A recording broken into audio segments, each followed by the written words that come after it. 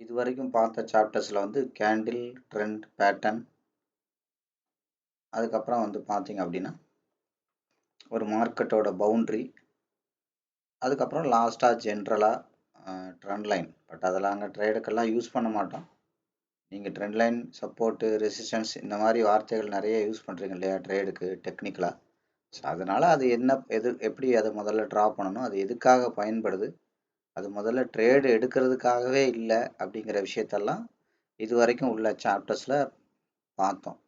அந்த வீடியோலாம் பார்க்காதவங்க நீங்கள் போயிட்டு பொறுமையாக ஒவ்வொரு வீடியோவும் பாருங்கள். ஒவ்வொரு வீடியோவும் பார்க்கும்போது நீங்கள் மார்க்கெட்டில் எதனால் தோத்தீங்க, பெரிய பணக்காரங்க எப்படி ஜெயிக்கிறாங்க, ஸோ எப்படி உங்களுக்கு லாஸ் வருது, நீங்கள் எந்த ஜோனில் மார்க்கெட் அப்ரோச் பண்ணால் என்ன மாதிரி ரியாக்ட் பண்ணும் அப்படிங்கிற ரிசல்ட் வரைக்கும் அதில் ஷேர் பண்ணியிருப்போம். இந்த சேனல் வந்து நிறைய பேருக்கு யூஸ்ஃபுல்லாக இருக்குது அப்படின்னு சொல்லி மெசேஜ் பண்ணியிருந்தீங்க. பர்சனலாக நிறைய பேர் நல்லா இருக்குன்னு சொல்லி பண்ணியிருந்தீங்க. நிறைய பேர் கமெண்ட் பண்ணியிருக்கீங்க. ஸோ உங்களோட சப்போர்ட்டுக்காக நன்றி. ஸோ அதே சமயத்தில் வந்து பார்த்தீங்கன்னா இந்த சேனல் பர்பஸ் எதுக்காக நம்ம க்ரியேட் பண்ணியிருக்கோம் அப்படிங்கிறதுல வந்து ரொம்ப கவனமாக இருங்க. சரிங்களா? ஸ்டாக் மார்க்கெட்டுங்கிறது ஒரு தொழில். புரியுதுங்களா? நீங்கள் நினைக்கிற மாதிரி சும்மா ஒரு நிறைய பேர் சொல்லுவாங்க, நான் 10 ரூபா போட்டு விளையாண்டேன், 20 ரூபா போட்டு விளையாண்டேன். விளையாடுற கிரவுண்டு கிடையாது, இது தொழில் பண்ணுற இடம். புரியுதுங்களா? ஸோ அதனால் அந்த டெடிக்கேஷனோட, அந்த ஃபுல் கம்ப்ளீட் நாலேஜோட, அந்த சைக்காலஜிக்கல் ஃபிட்னஸ் அது ரொம்ப ரொம்ப முக்கியம். ஸோ அதுக்கப்புறம் ஃபண்ட் மேனேஜ்மெண்ட், ஒரு மரத்தோட நடுத்தண்டு மாதிரி நான் அடிக்கடி சொல்கிறது தான். ஒவ்வொன்றும் எந்த அளவுக்கு முக்கியம் அப்படிங்கிறத நம்ம பழைய வீடியோவில் டீட்டெயிலாக சொல்லியிருக்கோம். நீங்கள் அடிப்படையான எல்லா விஷயங்களையும் போய் பேசிக்லேருந்து பார்த்துட்டு வாங்க. அப்போ தான் மார்க்கெட் என்னங்கிறதே உங்களுக்கு புரியும். மார்க்கெட்டோட ஸ்ட்ரக்சர் எப்படி இருக்கும், பணக்காரங்க எப்படி இந்த மார்க்கெட்டில் வந்து இன்வால்வ் ஆகுறாங்க அப்படிங்கிற விஷயம்லாம் உங்களுக்கு டீட்டெயிலாக புரியும்.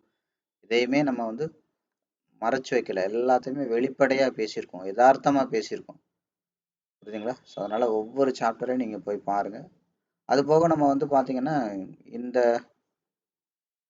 சேனல் ஆரம்பிச்சதுக்கப்புறம் அந்த பேட்ச் எல்லாம் ஃபாலோ பண்ணி நமக்கு வந்து லைவ் கிளாஸஸ் எல்லாம் போயிட்டுருக்கு, அந்த ட்ரைனிங் செஷன்லாம் போயிட்டுருக்கு. அதோட ஃபீட்பேக் எல்லாம் நீங்கள் கூட நம்மளோட வாட்ஸ்அப் கம்யூனிட்டியில் நீங்கள் ஜாயின் பண்ணுங்க, கண்டிப்பாக கேட்டிருக்க வாய்ப்பு இருக்குது. அந்த செஷன் எப்படி போயிட்டுருக்கு, அதுபோக அந்த செஷனில் வந்து அந்த ட்ரேடிங் பண்ணும்போது என்ன மாதிரி அவங்க ஃபீல் பண்ணுறாங்க, 100% பயம் இல்லை, ரிலாக்ஸ்டாக இருக்குது அப்படிங்கிற விஷயங்கள் எல்லாம் எல்லாருமே காமனாக ஷேர் பண்ணியிருப்பாங்க. அது மாதிரி இன்னொரு விஷயம் ஜென்ரலாக எல்லாருமே என்ன ஷேர் பண்ணியிருப்பாங்கன்னா, நான் இந்த இந்த ட்ரைனிங்க்கு வந்து நான் ஒரு 2 வருஷத்துக்கு முன்னாடி வராமல் போயிட்டேன், 5 வருஷத்துக்கு முன்னாடி வராமல் போயிட்டேன் அப்படிங்கிறத எல்லாருமே காமனாக ஷேர் பண்ணியிருப்பாங்க. அதை பார்த்தாலே உங்களுக்கு தெரியும். ஸோ அவங்க அந்த விஷயத்த வந்து அப்படியே தன்னை மறந்து பேசியிருப்பாங்க. ஏன்னா ரியாலிட்டி கண்ணு முன்னாடி அவங்களுக்கு அதை காட்டிட்டான். ஸோ அந்த கான்ஃபிடென்ட் லெவலில் தான் அவங்க பேசுகிறாங்க. அதனால தான் நான் அடிக்கடி ஓப்பன் சேலஞ்சே பண்ணுறேன். நீங்கள் எங்கே படித்தவங்களா இருந்தாலும் நீங்கள் வாங்க, என்னோடய ஸ்டூடெண்ட்டோட டெமோ பண்ணி காட்டுங்க. ஸோ அவங்களோட உங்களால் ஜாஸ்தி ப்ராஃபிட் எடுக்க முடியாது அப்படிங்கிறத நான் வந்து ஆணித்தரமாக சொல்கிறதுக்கு காரணம் அதுதான். என்னோட 25 வருஷ எக்ஸ்பீரியன்ஸில் எத்தனையோ பேரை உருவாக்கியாச்சு. என்னோட முழு நேர தொழிலே இண்டஸ்ட்ரியில் ட்ரேட் பண்ணுறது தான், அக்கௌண்ட்டை மேனேஜ் பண்ணுறது தான். புரியுதுங்களா? ஸோ அது போக நான் ஒரு 7 விதமான வருமானம் இந்த இண்டஸ்ட்ரியில் எடுத்துகிட்டு இருக்கேன் அப்படிங்கிறதெல்லாம் என்னோட பழைய வீடியோஸில் நான் ஷேர் பண்ணியிருக்கேன். என்னோட எக்ஸ்பீரியன்ஸை, என்னோட லைஃப் ஸ்டைல் எல்லாத்தையுமே நான் ஷேர் பண்ணியிருக்கேன். நீங்கள் அதை பார்த்தீங்கன்னா உங்களுக்கு தெரியறதுக்கு வாய்ப்பு இருக்குது. ஸோ அது போக நேற்று தான் நம்மளோட ஃபர்ஸ்ட் டெமோ ஆரம்பித்தோம். அந்த ட்ரைனிங்கில் உள்ளவங்களுக்கெல்லாம் டெமோ ட்ரேட்ஸ் பண்ணியிருக்கோம். அந்த டெமோ ட்ரேட்ஸ் எல்லாமே பாசிட்டிவாக க்ளோஸ் பண்ணியிருக்கோம். அதிகபட்சம் அப்படி தான் நடக்கும். அதான் நான் சொன்னேன், ஒவ்வொரு 3வது ட்ரேடு உங்களுக்கு வந்து ஓவரால் ப்ராஃபிட்டில், அதாவது ஆவரேஜாக ஓவரால் ப்ராஃபிட்டில் உங்களோட கேபிட்டல் ரைஸ் ஆகிட்டே தான் இருக்கும் அப்படிங்கிறதெல்லாம் நான் டீட்டெயிலாக ஒளிமறைவு இல்லாமல் சொல்லியிருக்கேன் நான். சரிங்களா? ஒரு டெமோ அக்கௌண்ட் என்ன மாதிரிலாம் மூவ் ஆகும், அதுக்கப்புறம் ஒரு லைவ் அக்கௌண்ட் என்ன மாதிரிலாம் இருக்கும், ட்ரைனிங் எல்லாம் எப்படிலாம் இருக்கும் அப்படிங்கிறது கூட இடையில நிறைய வீடியோஸில் சொல்லியிருக்கேன். நீங்கள் பார்க்காதவங்களாம் நீங்கள் பாருங்கள். இந்த வீடியோவில் சொல்கிற விஷயங்கள் எல்லாமே வந்து பார்த்தீங்கன்னா ஒரு எஜுகேஷனல் பர்பஸ் ஒன்லி தான். தெரிஞ்சுக்கிறக்காக மட்டும்தான். இதை அப்படியே பார்த்து நீங்கள் அப்ளை பண்ணுறது கிடையாது. அப்ளை பண்ணுறதுக்குன்னா கண்டிப்பாக ஃபண்ட் மேனேஜ்மெண்ட் வந்து ரொம்ப ஸ்ட்ராங்காக இருக்கணும். எந்த இடத்துல என்ன பண்ணணுங்கிறது கிளியராக தெரியணும். அதுக்கப்புறம் சைக்காலஜிக்கல் ஃபிட்னஸ் வந்து ரொம்ப ரொம்ப முக்கியம். ஒரு மென்டாருக்கு கீழே நீங்கள் என்ன சொல்கிறது, நிறைய ட்ரேட் பண்ணி காமிச்சு அவர் ஓகே அப்படின்றீங்க அலோவ் பண்ணுற பட்சத்தில் மட்டும்தான் நீங்கள் மார்க்கெட் அப்ரோச்சே பண்ணணும். அதான் உண்மை. அதனால தான் நம்மளோட ட்ரைனிங் செஷனில் என்ன வச்சுருக்கோம்னா 100 டெமோ ட்ரேட் வச்சுருக்கோம். 100 டெமோ ட்ரேடையும் நீங்கள் இண்டிவிஜுவலாக மேனேஜ் பண்ணுவீங்க. 100 demo trade, 100 live trade. 100 demo trade பண்ணும்போது என்ன கிடைக்கும், கம்ப்ளீட்டாக மார்க்கெட் பற்றின அவ்வளோ நாலேஜ் உங்களுக்கு கிடைச்சிரும். உலகத்தில் இருக்கிற எந்த சார்ட்டை கொடுத்தாலும் உங்களால் ப்ராஃபிட் எடுத்து காட்ட முடியும் 100 டெமோ ட்ரேட் முடியும் போது. 100 டெமோ ட்ரேடுங்கிறது என்னென்னா ஒரு கிரவுண்டில் வண்டி ஓட்டுற மாதிரி. கிரவுண்டில் வண்டி ஓட்டினாலும் காரு ஒரிஜினல் தான், கரெக்டா? டெமோ ட்ரேட்னாலும் டேட்டா ரியல் தான். ஒரு லைவ் அக்கவுண்ட்ல ஒரிஜினல் அக்கவுண்ட்ல என்ன பிரைஸ் போயிட்டு இருக்கோ அதே பிரைஸ் தான் இங்கேயும் போகும். அதே மாதிரி மூவ்மெண்ட் தான் இங்கேயும் இருக்கும். அதே மாதிரி கேண்டில்ஸ் தான் இங்கேயும் இருக்கும். என்ன ஒரே ஒரு விஷயம்னா, நான் கிரவுண்ட்ல வண்டி ஓட்டுறது அப்படின்னு சொன்னேன் இல்லையா? அதாவது என்ன, பஸ் வராது, லாரி வராது, அவ்வளவுதான் விஷயம். எமோஷனல் கொஞ்சம் குறைவா இருக்கும்.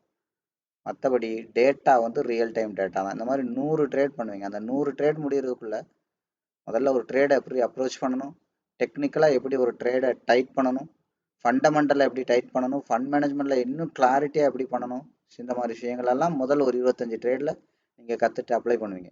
அதுக்கப்புறம் ஒரு 50வது ட்ரேட் வரும்போது எப்படி லாஸை குறைக்கணும், அது ரொம்ப ரொம்ப முக்கியமான விஷயம். ஒரு ட்ரேடில் லாஸை கம்மி பண்ணி எப்படி எல்லாம் குறைக்கணும் அப்படிங்கிற விஷயங்கள் எல்லாம் நீங்கள் படிப்பீங்க ஆட் ஆன் விஷயங்கள்ல. அதுக்கப்புறம் ஒரு 75 ட்ரேடெல்லாம் போயிடுச்சுன்னா எப்படி லாபத்தை பெருக்கணும். லாஸை குறைச்சா லாபம் பெருக்கிறது ஒரு வழி. ஆனாலும் என்ன பண்ணுவோம், இப்போ நீங்கள் நார்மலாக ஒரு ரீட்டைலர் வந்து ஒரு 10,000 ரூபா வச்சுட்டு மார்க்கெட் அப்ரோச் பண்ணுறாங்க, ஒரு ட்ரேட் எடுக்கிறாங்க, அவங்களுக்கு ஒரு 1000 ரூபா ப்ராஃபிட் கிடைக்குது அப்படின்னா, உதாரணத்துக்கு அதே 10,000 ரூபாய் வச்சு நம்ம ஸ்டூடெண்ட் பண்ணும்போது 5,000 ரூபா ப்ராஃபிட் எடுக்க முடியும். அது எப்படி? அதுதான் லாபத்தை பெருக்கிறது. அந்த மாதிரி விஷயங்கள் சேம் ரிஸ்க் தான், ஆனால் அது வந்து லாபம் எப்படி அதிகமாக கொடுத்துருக்காங்க. நீங்கள் காப்பி ட்ரேடெல்லாம் போனீங்கன்னா இந்த விஷயத்த மெயினாக பார்ப்பாங்க. ஒருத்தர் 1000 ரூபா யூஸ் பண்ணி 100 ரூபா எடுத்திருக்காரு, ஒருத்தர் 500 ரூபா யூஸ் பண்ணி 100 ரூபா எடுத்திருக்காருன்னா ரேட்டிங் யாரு கூட இருக்கும்? 500 ரூபா யூஸ் பண்ணி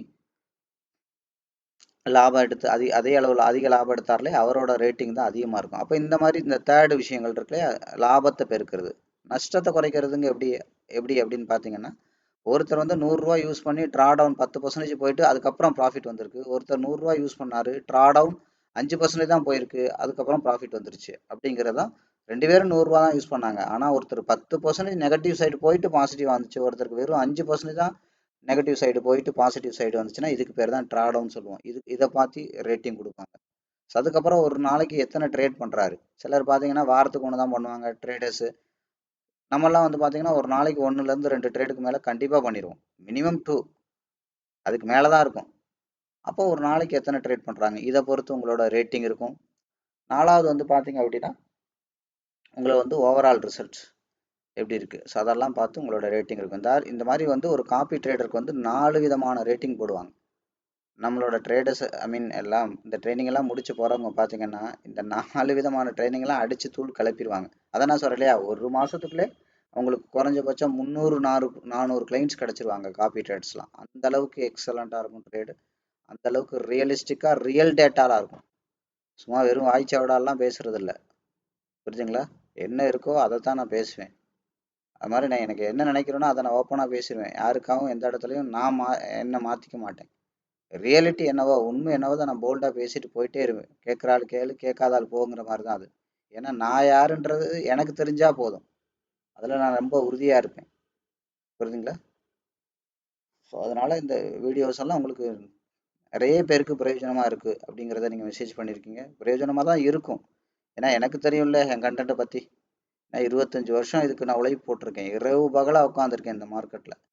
அதான் நான் சொன்னேன் இல்லையா, அதிகப்படியான என்னோட யங் ஏஜையே இந்த மார்க்கெட்டுக்கு தான் நான் கொடுத்துருக்கேன். மணிக்கணக்காக உட்காந்துருக்கேன். ஸோ அதனால தான் என்னால் மார்க்கெட்டில் இன்றைக்கி வந்து இண்டிகேட்டர் வேணான்னு சொல்ல முடியுது. ஏன்னா அத்தனை லட்சம் இண்டிகேட்டர் நான் எடுத்து யூஸ் பண்ணி பார்த்துருக்கேன். இண்டிகேட்டர் மட்டுமே எனக்கு தெரிஞ்சு பல லட்சம் ரூபாய்க்கு நான் வாங்கியிருப்பேன் ஸ்டார்டிங் ஸ்டேஜில். அதனால தான் வேண்டான்னு சொன்னேன். இப்போ இதெல்லாம் வேண்டாம் அப்படின்னு சொன்னால் ட்ரேடில் வந்து நம்ம ஸ்டாப் லாஸ்லாம் நாங்கள் போடவே மாட்டோம். இந்த பயங்கிற விஷயமே எங்கள்கிட்ட இருக்காது. இருந்தால் தானே ஸ்டாப் லாஸ் போடணும். கிரீடுங்கிற விஷயமே இருக்காது. பேஷன்ஸ் அவ்வளோ கிளாரிட்டியாக பண்ணுவோம். ஏன்னா நாங்கள் எவ்வளோ பொறுத்திருக்கோமோ அவ்வளோக்கு எங்களுக்கு ப்ராஃபிட் இருக்குது. சும்மா ஒன்றும் நாங்கள் வெயிட் பண்ணலை. கிளாரிட்டியாக பண்ணுவோம். அதாவது எப்படின்னா ரிலாக்ஸ்டாக இருக்கும். ஏன்டா மார்க்கெட் நாளைக்கு லீவ் விடுறாங்க அப்படிங்கிற மாதிரி இருக்கும். உங்களுக்கு அப்படியா இருக்குது ட்ரேட் பண்ணும்போது? ஒவ்வொரு நாளும் படபடப்பாக இருக்கீங்க, ஒவ்வொரு நாளும் குழப்பத்தில் இருக்கீங்க, ஒவ்வொரு நாளும் பயம் ஜாஸ்தி ஆகிட்டே போகுது. உங்களோட ஸ்டைல் எப்படி இருக்குது? அதான் நான் சொன்னேன் இல்லையா, பணக்கார ஸ்டைல். நாங்கள் எதை பற்றியும் கவலைப்பட மாட்டோம். மார்க்கெட் எங்கள் கண்ட்ரோலில் இருக்கும். நான் அடிக்கடி சொல்லுவேன் இல்லையா, எங்களுக்கு ப்ராஃபிட் வர தாண்டி தான் பெரிய பணக்காரனுக்கே ப்ராஃபிட் போகும்.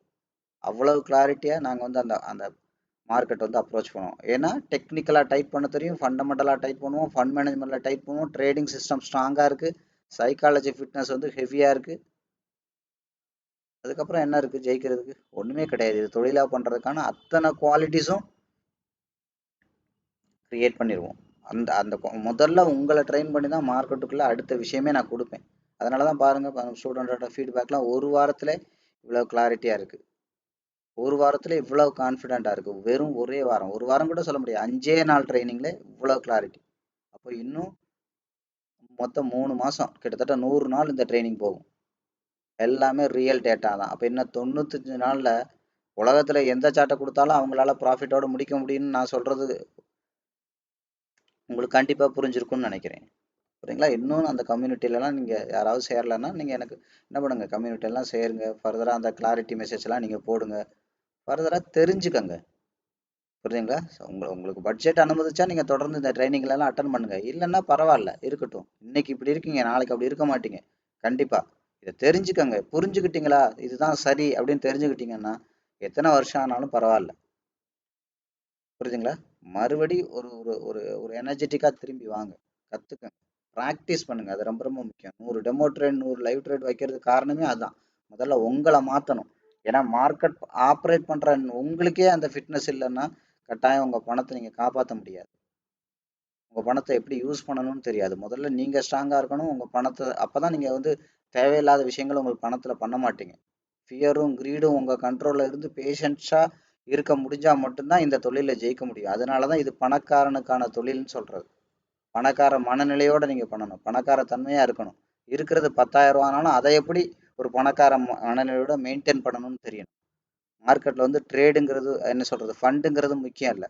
நான் அடிக்கடி சொல்லுவேன், ₹1 ₹2 உங்களுக்கு ஆக்க தெரியலன்னா அவனால 1 கோடி கொடுத்தாலும் 2 கோடி ஆக்க முடியாது. நான் சேலஞ்ச் பண்ணியே சொல்லுவேன். அதை நான் சொல்றேன் இல்லையா, டெமோ ட்ரேட்ல உங்களால 100 ட்ரேடு கன்சிஸ்டண்டா ப்ராஃபிட் எடுத்து காட்ட முடியலன்னா உங்களால ட்ரேட் பண்ணி எந்த மார்க்கெட்லையும் நீங்க ட்ரேட் பண்ணி ஜெயிக்க முடியாது. நான் லைவ் அக்கௌண்ட்டுங்கிற கான்செப்ட்டுக்கே போகல. நீங்க வாங்க, நீங்க உலகத்துல எங்க படிச்சாலும் வேலை இருக்கேன், என் ஸ்டூடெண்டோட போட்டி போட்டு 100 ட்ரேட் பண்ணி ஜெயிச்சு காட்டுங்க. 100வது ட்ரேட்ல யாரோட அக்கௌண்ட்ல அதிக ப்ராஃபிட் இருக்குன்னு செக் பண்ணி பார்ப்போம்.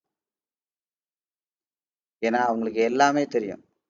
நீங்க 4 ட்ரேட்ல முன்னாடி போனீங்கன்னா ஒரே ட்ரேட் எடுத்து அவங்க உங்களோட ஒட்டுமொத்த ப்ராஃபிட்டையும் கொண்டு வர்றதுக்கு என்ன பண்ணணுங்கிறது அவங்களுக்கு தெரியும். அதை கிளியரா பண்ணிட்டு உங்களை தாண்டி ஒரே ட்ரேட்ல போயிட்டே இருப்பாங்க. அவங்க நீங்க பீட் பண்ணவே முடியாது. ஏன்னா அவங்க உங்களை மாதிரி வெறுமனே டெக்னிக்கலை கத்துக்கிட்டு பொழப்பு ஓட்டுறவங்க கிடையாது. எல்லாமே அவங்களுக்கு தெரியும். டெக்னிக்கலை மார்க்கெட் மிஸ் ஆனா அடுத்து ஃபண்டமெண்டல் எப்படி டைட் பண்ணணும்னு தெரியும். ஃபண்டமெண்டல் மிஸ் ஆனா ஃபண்ட் மேனேஜ்மெண்ட்ல எப்படி டைட் பண்ணணும்னு தெரியும். அது போக அவங்களுக்கு ஸ்ட்ராங்கான என்ன சொல்றது, அந்த சைக்காலஜிக்கல் ஃபிட்னஸ் ட்ரைனிங் ஸ்டார்டிங்ல இருந்து நம்ம ரியல் டேட்டால தான் ஒர்க் பண்ணுவோம். இந்த முடிஞ்சு போன மார்க்கெட்டை எடுத்து வச்சுக்கிறது, இந்த கொடுக்குற ட்ரைனிங் எல்லாம் நம்மகிட்ட சுத்தமா இருக்காது. எல்லாமே ரியல். உங்களை தூக்கி டிரைவிங் சீட்ல உட்கார வைக்கிறது, உங்களை தண்ணிக்குள்ள தள்ளி விட்டு தான் ட்ரைனிங்கே ஆரம்பிக்கும். ரியல் மார்க்கெட்ல வாங்க, கரையேறி வாங்க அப்படிங்கறதான் ட்ரைனிங்கே. புரியுதுங்களா? அதனால இந்த வீடியோஸ் எல்லாம் நீங்க தொடர்ந்து பாருங்க. அதனால் ஃபர்தரா நீங்க பாத்தீங்கன்னா முதல்ல தெரிஞ்சுக்கோங்க. உங்களோட சூழ்நிலைகள்லாம் சரியாகும் கண்டிப்பா. நிறைய பேர் ஷேர் பண்றீங்க, நான் அவ்வளோ லட்சத்தை விட்டுட்டேன், இத்தனை வருஷத்துல இவ்வளவு போச்சு அவ்வளோ போச்சுன்னு. Past is past. பழச போய் யாராலையும் மாற்ற முடியாது. அதனால நீங்க நிதானமா இருங்க, பொறுமையா இருங்க. இப்போதைக்கு கையில பணம் இல்லைன்னா கூட ஒரு ஒரு ஒரு வேலைக்கு போங்க. புரியுதுங்களா? ஃபேமிலியை முதல்ல சரி பண்ணுங்க, குடும்பத்தோட சந்தோஷமா இருங்க. ஏன்னா சந்தோஷமா இல்லாம பண்ற எந்த விஷயமே சக்சஸ் கொடுக்காது. புரியுதுங்களா? இப்போ இது நீங்க படபடப்பா இந்த டென்ஷனோட நீங்க கத்துக்கிட்டாலும் என்ன பண்ணுவீங்க, 100% ப்ராஃபிட் இருக்கு, அதுல எந்த மாற்று கருத்தும் இல்லை. 100% எடுக்க முடியும். நல்ல ஒரு ட்ரேடரா நீங்க உருவாக முடியும். ஆனாலும் என்ன பண்ணுவீங்க, உங்க கமிட்மெண்ட் ஜாஸ்தியா இருக்கிறதுனால தேவையில்லாத அளவுக்கு ரிஸ்க் எடுப்பீங்க. ஒரு இடத்துல எந்த இடத்துக்கு ரிஸ்க் எடுக்கணுமோ சொல்லுவாங்கல்ல, இந்த டிரைவிங் பண்ணும்போது வளைவுல முந்தாதீங்க, இந்த இடத்துல 40 கிலோமீட்டர்ல மட்டும் போங்க அப்படின்னு போர்டே வச்சிருப்பாங்க. இந்த இடத்துல இவ்வளோ ஆக்சிடென்ட் ஆல்ரெடி நடந்திருக்குன்னு என்னதான் இன்டிமேட் பண்ணாலும் அவங்க சீக்கிரம் போகணும் சீக்கிரம் போகணும்னு போய் எங்கேயாவது லாரியில கொடுப்பாங்க. அதே மாதிரி தான் உங்களோட கமிட்மெண்ட் ஜாஸ்தி ஆகும்போது நீங்க மார்க்கெட்டை போட்டு ப்ரெஷர் பண்ணுவீங்க. அப்போ ப்ரெஷர் பண்ணால் என்ன, உங்களோட சைக்காலஜிக்கல் ஃபிட்னஸை லூஸ் பண்ணுவீங்க. மார்க்கெட் உங்கள் கண்ட்ரோலில் இருக்காது, இருக்கிற பணமும் போயிடும். அதனால தான் சைக்காலஜிக்கல் ஃபிட்னஸுக்கு நம்ம 30 மார்க் கொடுத்துருக்கோம். அடுத்து ஃபண்ட் மேனேஜுக்கு 30 மார்க், 60 மார்க் இதில் தான் இருக்குது. 60 மார்க் நீங்கள் லூஸ் பண்ணீங்கன்னா நீங்கள் அதுக்கப்புறம் என்னதான் டெக்னிக்கலாக என்னதான் ஃபண்டமெண்டலாக நீங்கள் என்னதான் பண்ணாலும் நீங்கள் பாஸ் பண்ணுறதே கஷ்டம். அதாவது என்ன அர்த்தம், உங்களோட முதலை காப்பாற்றுறதே கஷ்டம்னு அர்த்தம். அதனால தான் நான் ஓப்பனாக பேசுறது. சும்மா நீங்கள் கிளாஸுக்கு வந்தால் போதுங்கிறக்கா பேசுறது இல்லை, உங்கள் நிலைமையிலேருந்து பேசுறது. அந்த ரியாலிட்டி என்னவோ நான் 2 சைடுமே ரியாலிட்டி என்னன்றதை நான் ஓப்பனாக சொல்லிடுவேன். ஏன்னா எனக்கு கிளாஸ் எடுத்து தான் சம்பாதிக்கணுன்றது கிடையாது. அந்த ஸ்டேஜ் எல்லாம் தாண்டி எத்தனையோ வருஷங்கள் ஆச்சு, சுமார் 17 18 வருஷத்துக்கு மேலே ஆயிடுச்சு. கடவுள் அந்த அளவுக்குலாம் வைக்கல. ஸோ அதை தாண்டி எங்கேயோ போயாச்சு. இன்னைக்கு எங்களோட இன்வெஸ்ட்மெண்ட் அத்தனையும் என்ன சொல்கிறது யூஎஸில் இருக்குது. மீன் கிளைண்ட்டோட இன்வெஸ்ட்மெண்ட்ஸ் எல்லாமே. அதுக்கப்புறம் ட்ரேடு எல்லாமே வந்து பார்த்தீங்கன்னா பிட்காயின் அண்ட் கோல்டில் துபாயில் இருக்குது. கிட்டத்தட்ட 3300 கிளைண்ட்ஸோட அக்கௌண்ட்ஸை மேனேஜ் பண்ணுறோம் வேர்ல்டு ஃபுல்லாக என்னோட ஓன் இதில்.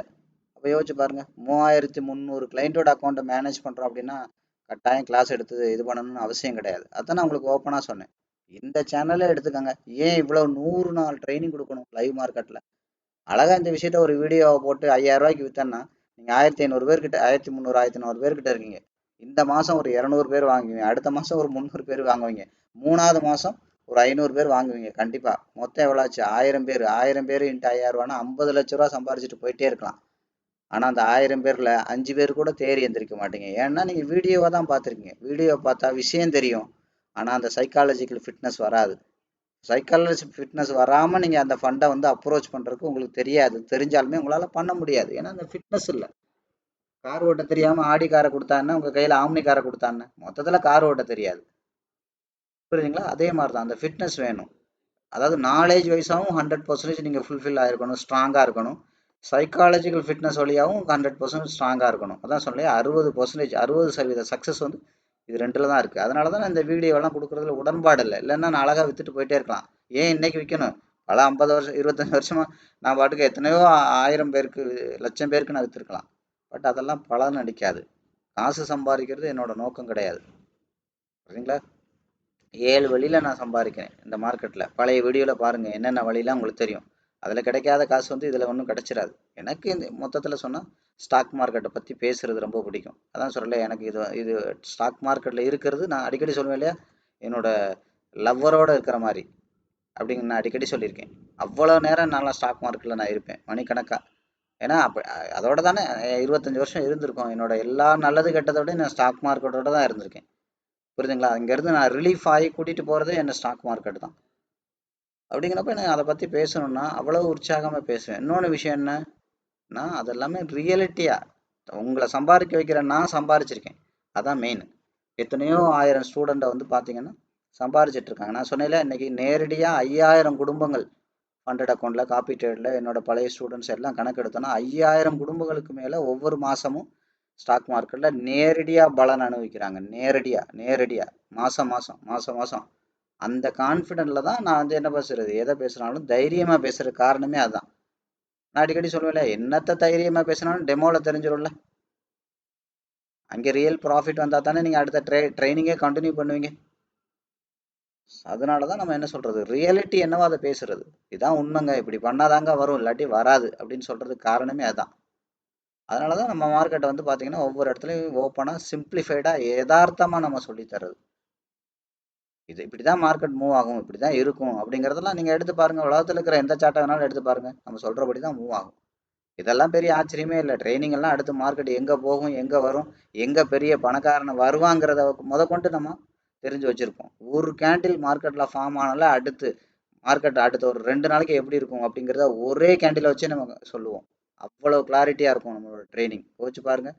நீங்கள் என்னைக்காவது ஒரு கேண்டிலை வச்சுக்கிட்டு அடுத்த கேண்டிலெலாம் நீங்கள் பார்க்காம இந்த கேண்டில் ஒரு கேண்டில் ஃபார்ம் பண்ணி முடிச்சோடனே அடுத்த 2 நாளைக்கு மார்க்கெட் இப்படி தான் இருக்கும் உங்களால் சொல்ல முடியுமா? வெறும் சார்ட்டெல்லாம் இந்த பக்கம் அந்த பக்கம்லாம் தள்ளாமல் நாங்கள் ட்ரைனிங்கில் சொல்லுவோம், உங்களோட ஸ்டூடெண்ட் சொல்லுவாங்க. அதனால தான் உங்களோட கான்ஃபிடென்ட் லெவல் அந்த அளவுக்கு இருக்குது. அதனால தான் அவங்க எடுக்கிற டெமோலாம் ஆல்மோஸ்ட் ப்ராஃபிட்டில் புக் பண்ணுறாங்க. அதனால் இந்த நாலேஜ், கம்ப்ளீட் நாலேஜ். ஒரு பிஸ்னஸ் பண்ணணும்னா நான் சொல்லுவேன் அடிக்கடி, ஒரு ஹோட்டல் இருக்குன்னா உங்களுக்கு பரோட்டா நல்லா போடால் மட்டும் தெரிஞ்சால் மட்டும் பத்தாது, நிர்வாகம் பண்ண தெரியணும். அந்த ப்ராடக்ட் எல்லாம் கரெக்டாக குவாலிட்டியாக சரியான விலையில் சோர்ஸ் பண்ண தெரியணும். ஹாஸ்பிட்டாலிட்டி, கஸ்டமரை கவனிக்க தெரியணும். ஓவரால் மேனேஜ்மெண்ட், அட்மினிஸ்ட்ரேஷன் சொல்லுவாங்க, எல்லாரையும் வேலை வாங்க தெரியணும். இப்படி நிறைய விஷயம். அது மாதிரி அக்கௌண்ட்ஸ், நிர்வாகவியல்னு சொல்லுவாங்களே, அது என்ன சொல்கிறது, ஃபினான்ஸ், அது சம்மந்தமானதெல்லாம் நீங்கள் பண்ண தெரியணும். இந்த மாதிரி நிறைய விஷயங்கள் சேர்ந்தது தான் ஹோட்டல் தொழில். பார்க்கல சிம்பிளாக தெரியும், ஆனால் ஏதாவது ஒன்று சொதப்புனாலும் மொத்தமாக பிடிங்கிட்டு போயிடும். அதே மாதிரி தான் ட்ரேடிங் இஸ் எ பிஸ்னஸ். புரியுதுங்களா? நிறைய பேர் சொல்லுவாங்க, நான் 10,000 போட்டு விளையாண்டேன், 5,000 போட்டு, இதானே கிரவுண்டாக என்ன விளையாடுறதுக்கு? புரியுதுங்களா? இது முதல்ல விளையாடுங்கிற வார்த்தையே நீங்கள் எப்படி யூஸ் பண்ணலாம் யோசிச்சு பாருங்க. இது என்ன விளையாட்டா? இது வந்து ஒரு தொழில், சீரியஸான தொழில். நீங்கள் கரெக்டாக இல்லைன்னா உங்களை கொண்டு அதல பாதாளத்தை விட்டுரும். அடிக்ஷன் ஆகிடுவீங்க நீங்கள். அது ரொம்ப முக்கியம். 10,000 ரூபாயோட எந்திரிச்சு போயிட்டீங்கன்னா பிரச்சனை இல்லை, அப்படி விடாது மார்க்கெட் உங்களை. சீட்டாட்டம் மாதிரி அப்படின்னு வச்சுக்கோங்க. சீட்டாட்டம் மாதிரி சூதாட்டம் மாதிரி ஓப்பனாக சொன்னால் அதான் அர்த்தம். ஆனால் நீங்கள் எப்படி அப்ரோச் பண்ணுறீங்கன்றதை பொறுத்து தான் இருக்குது. நீங்கள் வந்து லாட்ரி சீட்டு 10 ரூபாய்க்கு வாங்கினா 10 கோடி ரூபா கிடச்சிருன்ற மைண்ட் செட்டில் மார்க்கெட்டை 10,000 போடுவோம், டெய்லி 10,000 ரூபா எடுக்கலான்னு வந்தீங்கன்னா நீங்கள் சூதாட்டமாக மார்க்கெட்டை பார்க்குறீங்க, தொழிலாக பார்க்கலன்னு அர்த்தம். இதே ஒருத்தர் 10,000 ரூபா கொண்டுக்கிட்டு அவர் வந்து ஒரு என்ன சொல்கிறது, இப்போ இந்த விஷயத்தை நீங்கள் கவனிங்க. நான் அடிக்கடி சொல்லுவேன், நீங்கள் ஸ்டாக் மார்க்கெட்டில் முதல்ல நான் சொல்லியிருக்கேன், உங்களோட கேபிட்டலை வந்து இந்த மாதிரி மெயின்டைன் பண்ணணும் ஃபண்ட் மேனேஜ்மெண்ட்டில் அப்படின்னு. நீங்கள் ஸ்டாக் மார்க்கெட்டில் பெரிய பணக்காரன் எப்படி மார்க்கெட் அப்ரோச் பண்ணுவாங்க தெரியுமா? கவனிங்க. நீங்கள் எவ்வளோ அமௌண்ட்டு ஸ்டாக் மார்க்கெட்டில் இன்வெஸ்ட் பண்ணுறீங்களோ, அது ட்ரேடாக இருக்கட்டும், இன்வெஸ்ட்மெண்ட்டாக இருக்கட்டும், எவ்வளோ ரூபாய் இன்வெஸ்ட் பண்ணாலும் அந்த ரூபாயை முதல்ல எழுதுங்க. எழுதிட்டு லாஸ்ட்டாக இருக்கிற இந்த 2 சைபர் அடிங்க. மீதம் என்ன இருக்குது? ஒருத்தர் ஸ்டாக் மார்க்கெட்டுக்கு 10,000 ரூபா ட்ரேடு கொண்டு வர்றீங்கன்னா, உங்களோட ஒரு ட்ரேடு வந்து எவ்வளோல இருக்கணும்? 100 ரூபா மடங்கில் இருக்கணும். நல்லா தெரிஞ்சுக்கோங்க. உங்கள் ட்ரேடு முடியும் போது நீங்கள் டார்கெட்டெல்லாம் வச்சு உங்கள் ட்ரேடு முடிப்பீங்க இல்லையா? உங்களோட மொத்த இன்வெஸ்ட்மெண்ட்டே 10,000 ரூபான்னா, அதை நீங்கள் என்ன பண்ணுங்கள், அந்த முதல் லாஸ்ட்டாக இருக்கிற 2 சைபர் அடிச்சிருங்க. உங்களோட ஒரு ட்ரேடு 100 ரூபா மடங்கில் தான் இருக்கணும். எப்பாவது உங்களோட ட்ரேடு 500 ரூபா லாபத்தில் இருக்குது, க்ளோஸ் பண்ணும்போது 1000 ரூபா லாபத்தில் க்ளோஸ் பண்ணியிருக்கீங்க, 2000 ரூபா லாபத்தில் க்ளோஸ் பண்ணியிருக்கீங்கன்னா, நீங்கள் எழுதி வச்சுக்கோங்க. நான் பத்திரம் வாங்கி கூட எழுதி தர்றேன், உங்களோட 10,000 ரூபாயும் காணாமல் போயிடும். இன்னைக்கு போகலைனாலும் கூடிய சீக்கிரம் காணாமல் போயிடும். ஏன்னா நீங்கள் எடுக்கிற ரிஸ்க் வந்து பார்த்தீங்கன்னா ஹை ரிஸ்க்கு. அதே மாதிரி தான் ஒருத்தர் 1 லட்ச ரூபா கொண்டு போகிறீங்கன்னு வச்சுக்கோங்க. 100, 1000, 10,000, லட்சம், 1 லட்சம் கொண்டு போகிறீங்கன்னு வச்சுக்கோங்க. அது ட்ரேடாக இருக்கட்டும், இன்வெஸ்ட்மெண்ட்டாக இருக்கட்டும், உங்கள் ட்ரேடு முடியும் போது அதோட மடங்கில் தான் இருக்கணும். இப்போ உதாரணத்துக்கு லாஸ்ட் 2 சைபரை அடிச்சிருங்க. ஒரு ட்ரேடு முடியும் போது உங்களுக்கு வந்து பார்த்தீங்கன்னா 1000 ரூபா மடங்கில் தான் இருக்கணும். 1000 ரூபானா அதிகபட்சம் ஒரு 10,000 வரைக்கும் இருக்கலாம். அவ்வளோலாம் கூட கம்மி தான். இந்த மடங்கு இதுக்கு நியரஸ்ட்டாக என்ன வேல்யூ இருக்கோ இந்த மடங்கில் தான் இருக்கணும் உங்களோட ட்ரேடு முடியும் போது. 1 லட்ச ரூபாய் போட்டு அந்த ஆப்ஷன் எடுத்தேன், இதை எடுத்தேன், ஃபியூச்சரை பண்ணேன், அதை பண்ணேன், இதை பண்ணேன், மார்ஜின் ட்ரேட் பண்ணேன் அப்படின்னு சொல்லிட்டு ஒரே ட்ரேடில் வந்து ஒரு 20,000 ரூபா, ஒரே ட்ரேடில் ஒரு 30,000 ரூபா இப்படிலாம் நீங்கள் லாபம் எடுத்தீங்கன்னா டெம்பரவரி லாபம் வரும்.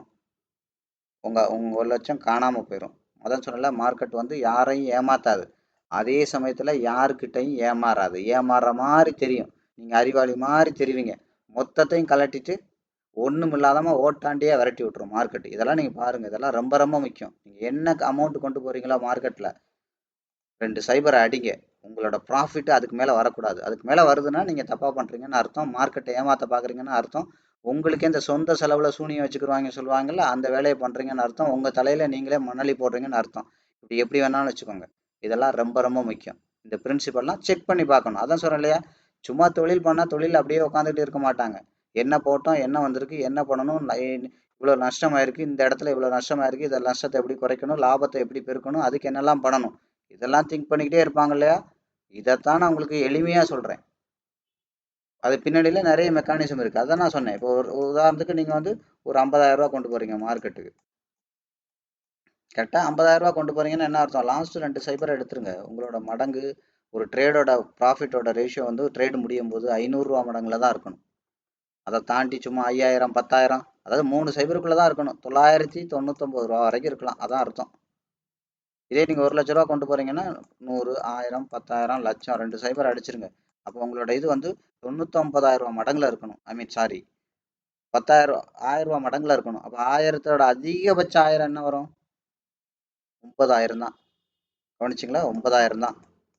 1000 ரூபா மடங்குன்னா அதிகபட்சம் என்ன? 9,000. 10,000 போட்டால் கூட 100, 1000, 10,000 எக்ஸ்ட்ரா ஒரு சைபர் வந்துடுது. அவ்வளோதான், முடிச்சு. 10,000 கூட போட முடியாது. நீங்கள் 1000 ரூபாயிலேருந்து உங்களோட ஒரு ட்ரேடு முடியும் போது அதிகபட்ச ப்ராஃபிட் உங்கள்கிட்ட 1 லட்ச ரூபா இருந்துச்சுன்னா 1000 ரூபாயிலேருந்து 9,000 ரூபாய்க்குள்ளே தான் உங்களோட ப்ராஃபிட். டார்கெட் ஹிட் ஆகும்போது நீங்கள் ப்ராஃபிட் எடுத்துருக்கணும். அப்போ தான் நீங்கள் ஃபண்ட் மேனேஜ்மெண்ட்டை வந்து சரியாக யூஸ் பண்ணுறீங்கன்னு அர்த்தம். அப்போ நீங்கள் 50,000 ரூபா வச்சுருக்கீங்கன்னா 500 ரூபா, புரியுதுங்களா? 500 ரூபான்னா அதிகபட்சம் 3 டிஜிட் நம்பரில் பெரிய நம்பர் என்ன? 999. 500 ரூபாயிலேருந்து 999 வரைக்கும் தான் உங்களோட ப்ராஃபிட் இருக்கணும். 1000 ரூபான்னு போனால் கூட நீங்கள் ஓவர் ரிஸ்க்குன்னு எடுக்கிறீங்கன்னு அர்த்தம், குழியை தோண்டிட்டீங்கன்னு அர்த்தம். உங்களுக்கு இந்த 50,000 ரூபா கண்டிப்பாக காணாமல் போகும். நான் சேலஞ்ச் பண்ணியே சொல்கிறேன். நான் எதையுமே சும்மா வந்து விளையாட்டுக்கு சொல்லலை, நம்பரில் சொல்கிறேன். அதான் சொல்லலை, என்னோட 25 வருஷம் எக்ஸ்பீரியன்ஸில் சொல்கிறேன். நான் தான் அடிக்கடி சொல்லுவேன் இல்லையா, நீங்கள் எங்கெல்லாம் போய் உலகத்தில் படிச்சுட்டு வந்தீங்களோ, என்ன சொல்கிறேன், அவங்க படித்த இடத்துலலாம் அந்த ஸ்கூலில் நான் ஹெட் மாஸ்டரான்னு சொல்கிற மாதிரி அவ்வளோ வருஷம் எக்ஸ்பீரியன்ஸ் இருக்குது.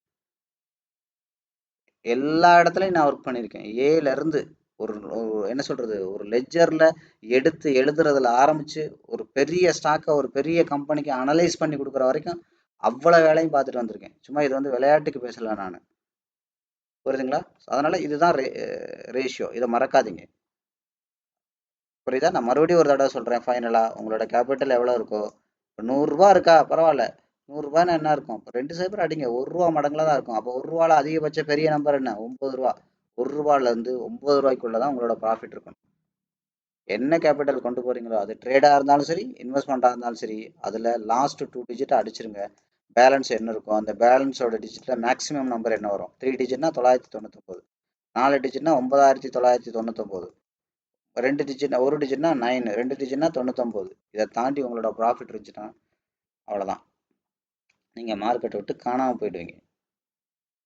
மார்க்கெட் அடிக்கடி சொல்லுவாங்க, ஒவ்வொரு 5 வருஷத்துக்கு ஒரு தடவை பிஸ்னஸாக இருந்தாலும் மார்க்கெட்டாக இருந்தாலும் அந்த சீட் அப்படியே தான் இருக்கும், அந்த இடம் அப்படியே தான் இருக்கும். ஆனால் அந்த இடத்துல உட்கார்ந்துக்கக்கூடிய நபர்கள் வேற ஆளாக இருப்பாங்க. நீங்கள் மார்க்கெட்டில் பார்த்தீங்கன்னா தெரியும், ஒரு 10 வருஷம் முன்னாடி இருந்தவங்க மார்க்கெட்டில் இன்னைக்கு இல்லை.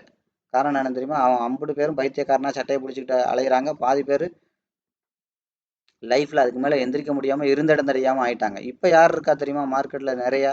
இந்த லாக்டவுனுக்கு அப்புறம் என்ன சொல்கிறது, இந்த காலேஜ் ஸ்டூடெண்ட்ஸு, அதுக்கப்புறம் ஐடி கம்பெனி எம்ப்ளாயி, இவங்கெல்லாம் இருக்கீங்க. நெக்ஸ்ட் ஜென்ரேஷன் இப்போ இருக்கிறது அதிகபட்ச மார்க்கெட்டில் அதிக வால்யூம் அவங்க தான் இருக்காங்க. ஆனால் என்ன ஒரு பரிதாபமான விஷயம் தெரியுமா? அவங்கள விட ரொம்ப மோசமாக இவங்களோட ட்ரேடிங் ஸ்டைல் இருக்குது. அவங்களாவது வந்து பார்த்தீங்கன்னா எடுத்தவொடனே ஒரு இன்வெஸ்ட்மெண்ட் பழகுனாங்க, அதுக்கப்புறம் ஃபியூச்சர், அதுக்கப்புறம் ஆப்ஷன் வந்தாங்க. இவங்க எடுத்தவொடனே இன்னைக்கு ஆப்ஷன் தான் வர்றாங்க. எங்கே போய் ஒரு ஒரு 10க்கு 10 டீ கடையில் உட்காந்தா கூட அங்கே 2 பேர் பசங்க பேசிகிட்டு இருக்காங்க, ஒரு 2 பேர் பேசிகிட்டு இருக்காங்க ஸ்டாக் மார்க்கெட்டை பற்றி. அதில் என்ன பெரிய காமெடினா, ஒன்றுமே தெரியாம எல்லாம் தெரிஞ்ச மாதிரி பேசுகிறாங்க பார்த்தீங்களா? அதுதான் அதான் சொல்லல, அதுதான் பெரிய என்ன சொல்ற ஹைலைட்டு. ஒன்றுமே தெரியாது, ஆனால் எல்லாம் தெரிஞ்ச மாதிரி பேசுவாங்க. நான் நிறைய கேட்டிருக்கேன். நான் இது இங்கே ஆரம்பிக்கல, ஒரு 5 ஸ்டார் ஹோட்டல் வரைக்கும் இதே டாக் கண்டினியூ ஆகிட்டே இருக்கு. ஒன்றுமே தெரியாது, அவங்க பேசுறத கவனிச்சாலே நமக்கு தெரியும்ல, பார்த்தாலே தெரியும். நான் அடிக்கடி சொல்லுவேன், நீங்கள் இந்த இந்த இந்த கோர்ஸை பற்றிலாம் கால் பண்ணுறீங்க பார்த்தீங்களா? உங்களோட நான் டெய்லி ஒரு அரை மணி நேரம் 1 மணி நேரம் நான் பேசுகிறேன் பார்த்தீங்களா? நீங்கள் பேசும்போதே தெரியும் நீங்கள் சரிப்பட்டு வருவீங்க, இதுக்கு சரிப்பட்டு வர மாட்டீங்க. நீங்கள் பேசும்போதே நீங்கள் எந்த அளவுக்கு பேசுகிறீங்க, என்ன மாதிரி கேள்வி கேட்குறீங்க, எந்த அளவுக்கு பொறுமையாக நான் சொல்கிறத கேட்குறீங்க, இந்த மாதிரி ஒரு 4-5 ஃபேக்டரை வச்சு பேசும்போதே தெரியும் நீங்கள் ஸ்டாக் மார்க்கெட்டில் தேரவே மாட்டீங்கன்றதை நான் கண்டுபிடிச்சிருவேன். இருந்தாலும் நான் வந்து அதை என்ன சொல்கிறது, அதை நான் வெளிக்காட்ட மாட்டேன், அதை நான் ஜட்ஜ் பண்ண மாட்டேன். முன்னாடிலாம் நான் ஜட்ஜ் பண்ணுவேன், முன்னாடிலாம் நான் ஓப்பனாகவே சொல்லிடுவேன், பிரதர் இது உங்களுக்கு சரிப்பட்டு வராது, நீங்கள் வேறு வேலை இருந்தால் பாருங்கன்னு நான் சொல்லிவிடுவேன். ஆனால் இப்போ நான் யாரையும் ஜட்ஜ் பண்ணுறது இல்லை. அதான் நான் சொல்கிறேன் இல்லையா, கடவுள் ஒரு மனுஷனை முன்னேற்றணும்னு நினச்சா முன்னேற்றட்டும். ஒரு டாக்டர் மாதிரி நான் இருக்க பழகிக்கிட்டேன். டாக்டர் என்ன பண்ணுவார், இவர் செத்து போயிடுவேன்னு தெரிஞ்சால் அப்படியே விட்டுருவாரா? விட மாட்டார்.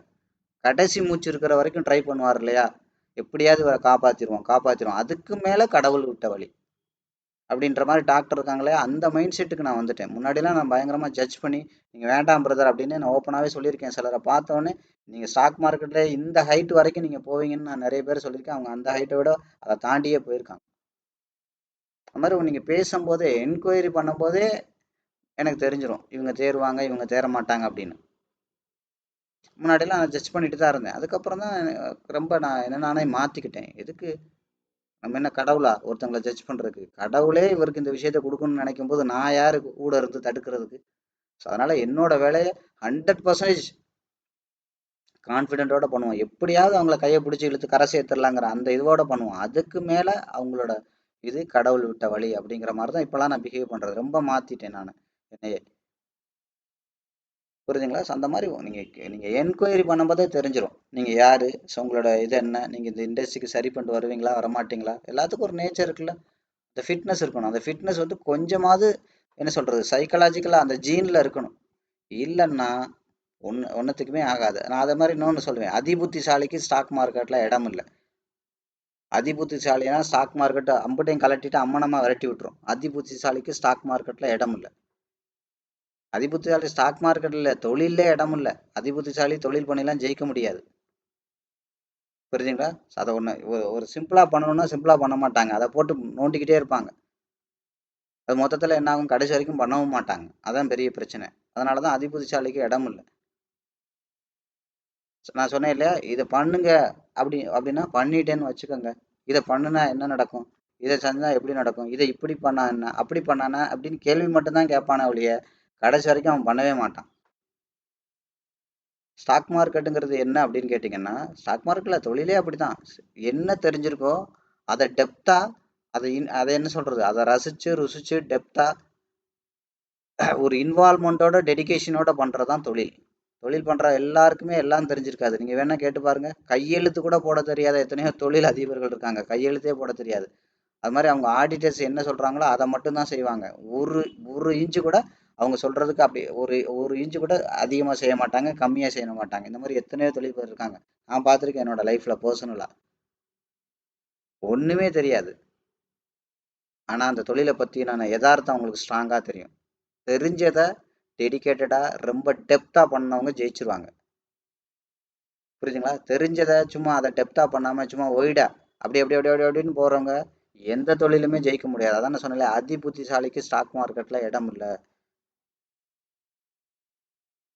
புரியுதுங்களா? அதிபுத்திசாலித்தனம் வந்து என்னைக்குமே ஆபத்து. இது நான் சொல்லல, பைபிள்லே சொல்லுது. மிஞ்சின அறிவு ஒன்னத்துக்கும் பயன்படாது, ஆபத்து அப்படின்றது பைபிள்லே இருக்கு, நான் சொல்லல. அறிவு வேணும் தான் மனுஷனுக்கு. அதுக்காக மிஞ்சின அறிவு. அது மாதிரி சிலர் இருப்பான், யாரையுமே நம்ப மாட்டான். அவன்லாம் தேடுறது ரொம்ப கஷ்டம். ஒன்றை நம்பு, இல்லைன்னா என்ன நம்பு, இல்லை கடவுளை நம்பு. யாரையோ ஒருத்தர் நம்பித்தானே ஆகணும். யாரையுமே நம்ப மாட்டான். கடைசி வரைக்கும் கேள்வி மட்டுமே கேட்பான். இது எப்படி, அது எப்படி, இந்த கோர்ஸ் எப்படி பண்றீங்க, அப்படி பண்றீங்க, இதை பண்றீங்க, இதை பண்ற கேள்வி 500 போயிருக்கும். அவன் கேட்க ஆரம்பிச்ச காலத்துக்கு இந்நேரம் அவன் படிச்சிருந்தானே நேரம் பணமே சம்பாரிச்சிருக்கலாம். ஆனா கடைசி வரைக்கும் கேள்வி மட்டும் தான் கேட்டுட்டு உட்காந்துருப்பான். அதான் சொல்ல, யாரையுமே நம்பாதவன் ஒருத்தர் இருக்கான். ஒரு ஜப்பானிய பழமொழி இருக்கு, உலகத்துல எல்லாரையும் நம்புறவன் கண்டிப்பா ஒரு சில இடங்கள்ல தோத்து தான் போவான். 100%. இதை நானும் அக்செப்ட் பண்றேன். எல்லாரையும் நம்புவோம், தோத்து போயிருப்போம், தோத்து தான் போவோம். இப்போ நீங்கள் 10 பேருக்கு வட்டிக்கு பணம் கொடுத்தீங்கன்னா 2 பேர் ஊரை விட்டு ஓடத்தான் செய்வான். ஆனால் அவன் தான் கற்றுக் கொடுத்துருப்பான், இனிமே பணம் கொடுக்குற ஆளுகிட்ட இன்னும் என்னெல்லாம் ப்ரிகாஷன்ஸாக ஃபாலோ பண்ணணும், இன்னும் என்னெல்லாம் அட்வான்ஸாக டாக்குமெண்ட் வாங்கணும், இல்லை என்ன பண்ணணும், இல்லை ஏதாவது ஜாமீன் வாங்கணும் அப்படிங்கிற விஷயத்தையே கற்றுக் கொடுத்ததே அவனாக தான் இருப்பான். புரியுதுங்களா? அதனால தான் என்னன்னா எல்லாரையும் நம்புறவன் வந்து வாழ்க்கையில் ஜெயிச்சிருவான். ஆனால் ஒரு சில இடங்கள்ல கண்டிப்பாக ஏமாறுவான். புரியுதுங்களா? ஏன்னா ஏமாறும் போது தான் தெரியும் இதை இன்னும் சிறப்பாக பண்ணுறது எப்படி அப்படிங்கிறது. ஏமாறும் போது தான் தெரியும். இதுதான் அந்த அந்த ஜப்பானிய பழமொழியே இதை தான் சொல்கிறது. ஆனால் யாரையுமே நம்பாதவன் எங்கேயுமே தோக்காத மாதிரி தெரியும், தோக்காத மாதிரி தெரியும். ஆனால் வாழ்க்கையிலே தோத்துருவான். அவன் வாழ்க்கையில் தோத்ததுக்கப்புறம் அவன் எங்கேயுமே தோக்காமல் இருந்து என்ன புண்ணியம்? யோசிச்சு பாருங்க. வெற்றியோட முதல் படியே தோல்விதான் சொல்லியிருக்காங்க. அதுக்காக ஏமாறுறது கிடையாது. புரியுதுங்களா? நம்ம முடிஞ்ச வரைக்கும் ஒரு விஷயத்த அனலைஸும் பண்ணுவோம். அது நெகட்டிவாக போகும்போது ஒன்றுமே கண்டல. ஆனால் அது ஒரு பாடம் கொடுக்கும் பார்த்தீங்களா, கற்றுக் கொடுக்கும் பார்த்தீங்களா, அந்த பாடத்துக்கான விலை மதிப்பு வந்து பார்த்தீங்கன்னா அதுக்கு ப்ரைஸே வைக்க முடியாது. அதனால தான் அந்த ஜப்பானிய படம் தெளிவாக சொல்லியிருக்காங்க, எல்லாரையும் நம்புறவன் ஒரு சில இடத்துல ஏமாறுவான், ஆனால் வாழ்க்கையில் ஜெயிச்சிருவான். ஏன்னா என்ன ஆகும், அவன் அவன் ஸ்ட்ராங்காகி யார் மேலே நம்பிக்கை வைக்கணும், யார் மேலே வைக்கக்கூடாதுங்கிற அளவுக்கு அந்த சமுதாயமே அவனுக்கு பாடம் கற்றுக் கொடுத்துருக்கும். அதான் நான் சொல்லி அடிக்கடி, இந்த கோர்ஸ் வந்து எவ்வளவு டீட்டெயிலாக இருக்குது, இவ்வளவு யதார்த்தமாக இருக்குன்னு நீங்கள் சொல்லிக் கொடுத்ததான். எல்லாமே நீங்கள் என்கிட்ட கேட்ட கேள்வி தான், நீங்கள் சொல்லிக் கொடுத்ததான், நீங்கள் வச்சது தான். அதாவது என்னென்னா, எப்போவுமே என்னென்னா 2 விதமான கேள்வி இருக்குது. ஒரு என்கொயரியில் வந்து பார்த்தீங்கன்னா 2 விதமான கேள்வி இருக்கும். ஒன்று வந்து பார்த்தீங்கன்னா ஆரோக்கியமான கேள்விகள் இருக்கும். அதுக்கு நான் 3 மணி நேரம் கூட ஒருத்தவங்கள்ட்ட பேசியிருக்கேன். அவங்க பேசும்போதே தெரியும், ஆரோக்கியமாக இருக்கும். அந்த ஆர்வம் இருக்கும், அந்த எனர்ஜி இருக்கும் அவங்க பேசும்போது. இன்னொருத்தர் இருக்கான், அப்படியே எதையாவது போட்டு வாங்குறதுக்காகவே பேசுவான். என்னமோ நான் சொன்னால் மட்டும் அவர் என்னத்தையும் கலட்டிடுற மாதிரி கேட்பாரு. இது எப்படி பண்ணுறீங்க சார், அந்த எந்த பிளாட்ஃபார்மில் நீங்கள் பண்ணுறீங்க, எதில் பண்ணுறீங்க, எல்லாத்துலேயுமே தான் உனக்கு தான் வந்தால் தான் தெரிய போதே. அப்போ இந்த மாதிரி ஏதாவது, அதாவது அவருக்கு என்னென்னா எதையாவது ஒன்று வாங்கிடுவோம், வாங்கிட்டோன்னா வாங்கினாலும் நீ அப்படி தான் இருப்ப. புரியுதா? நான் அடிக்கடி சொல்லுவேன், நிறைய பேர் கேட்பாங்க, சார் நீங்கள் ஒரு கோர்ஸ் ஃபீஸை வந்து பரவாயில்ல வெயிட் பண்ணி பொறுமையாக பிரித்து கூட கொடுங்கன்னு சொல்கிறீங்களே சார், நாங்கள் கற்றுக்கிட்டு போயிட்டீங்கன்னா கொடுக்காம போயிட்டா என்ன சார் பண்ணுவீங்கன்னு கேட்பாங்க. நான் அடிக்கடி சொல்லுவேன், உனக்கு 10,000 ரூபாயே வாழ்க்கையில் பெருசுன்னு தெரிகிறவனை நம்பி நான் என்ன சார் உனக்கு, அதாவது உன்னோட எய்ம் என்ன, 10,000 ரூபாயே பெருசுன்னு தெரியுது, அதனால தானே அது கொடுக்காம போகிற கற்றுக்கிட்டு. அப்படி யோசிச்சு பாரு, 10,000 ரூபாய் உனக்கு பெருசுன்னு தெரிஞ்சா நீ என்னைக்கு வாழ்க்கையில 10 கோடிலாம் பார்க்கவே போற? கண்டிப்பா பார்க்கவும் மாட்டேன். என்னோட இலக்கு 1000 கோடி, 50,000 கோடி, லட்சம் கோடி பார்க்கணும் என்னோட வாழ்நாள்ல. என்னோட டார்கெட் அப்படி இருக்கு. அதாவது என்னோட இலக்கு வந்து பார்த்தீங்கன்னா, நான் ஆடி கார் வாங்கணும், என்ன பென்ஸ் கார் வாங்கணும், இல்லை ரோல்ஸ் ராய்ஸ் வாங்கணும் அடுத்த ஒரு 5 வருஷத்துக்குள்ள அப்படிங்கிறது என்னோட இலக்கு. நீ உன்னோட இலக்கு அடுத்த 5 வருஷத்துல சைக்கிள் வாங்கணும்னு இருக்கு. அப்ப நீ அதிகபட்சம் உன்னோட சேர்ந்தா நான் உருப்பிடுவானா? அதனால நீ நல்லதா போச்சு, நீ அதை எடுத்துக்கிட்டு போனதோட போயிரு அப்படிங்கிறது தான் விஷயம். எனக்கு அதை பத்தி கவலையெல்லாம் பட மாட்டேன், சந்தோஷப்படுவேன். ஏன்னா இவனுக்கு 10,000மே பெருசா தெரிஞ்சுக்கினா இந்த மாதிரி ஆளுகளோட நம்ம லைஃப் லாங் டிராவல் பண்ணா என்ன லட்சத்துல இருக்கும்? இந்த மாதிரி ஒரு பீப்புளோட எல்லாம் நம்ம டிராவல் பண்ணா நம்ம முன்னேற மாட்டோம், அவனை மாதிரியே நம்ம மாறிடுவோம். அதனாலதான் நான் சொன்னேன் 10க்கு 7 பேர் உங்களோட மோசமா இருப்பாங்க, உங்களுக்கு நல்லா தெரிஞ்சவங்கல்ல. அதுல என்ன பண்ணுங்க, 3 பேர் உங்களோட தெளிவா இருப்பாங்க, அந்த 3 பேரோட டயத்தை கொடுங்க. அப்பதான் நீங்க என்ன பண்ணுவீங்க, வாழ்க்கையில அடுத்தடுத்த கட்டத்துக்கு போவீங்க. அதனாலதான் நான் அடிக்கடி சொல்லுவேன், உங்கள்ட்ட ஒரு 10 ரூபா இருக்கையில ஒருத்தனுக்கு நீங்க 1 ரூபா கொடுக்கலன்னா, உங்கள்ட்ட 10,000 ரூபா இருந்தாலும் 1000 ரூபா கொடுக்க மாட்டீங்க, 1,00,000 இருந்தாலும் 10,000 கொடுக்க மாட்டீங்க. புரியுதா? ஏன்னா நீங்க 1 ரூபாயே பெருசா பாக்குறீங்க. நீங்க 1,00,000 1 கோடியெல்லாம் நீங்க பார்க்கவும் மாட்டீங்க. ஏன்னா உங்களை பொறுத்தவரைக்கும் 1 ரூபாயே பெருசா இருக்கு. 1 ரூபாயிலே சாட்டிஸ்ஃபை ஆகுறீங்க. 1 ரூபாயை பார்த்தாலே பயப்படுறீங்க. ஐயோ 1 ரூபா கொடுத்தா 9 ரூபா ஆயிருமேன்னு பயப்படுறீங்க. அப்ப எப்படி இயற்கை கொண்டாந்து உங்கள்ட்ட லட்சக்கணக்கில் கோடி கணக்குல கொடுக்கும்? நீங்க நினைக்கிறதுக்கே பயப்படுறீங்க அப்படின்னா எப்படி இருக்கும்? அதான் நான் சொல்லுவேன், சொபஸ்டிகேட்டட் மைண்ட் செட்னு சொல்லுவாங்க. இந்த மைண்ட் செட் உள்ளவன் தான் பணக்காரனா இருக்கான் உலகத்துல. சொபஸ்டிகேஷன் மைண்ட் செட் உள்ளவனை எப்படி கண்டுபிடிக்கலாம்? நீங்க ஃப்ரெண்ட்ஸா சேர்ந்து ஒரு 4 பேர் டீ குடிக்க போறீங்க. நான் கொடுக்குறேன்னு முதல்ல எடுத்து கொடுக்குறான் பாத்தீங்களா, அவன் உங்க எல்லாரை விட மீதம் இருக்கிற 3 பேரோட விட அவன் நீங்க லைஃப்ல பாருங்க அதிக சந்தோஷமா இருப்பான், அதிக பணக்காரனா மாறுவான். ஏன்னா அவன்கிட்ட அந்த மைண்ட் செட் இருக்கு.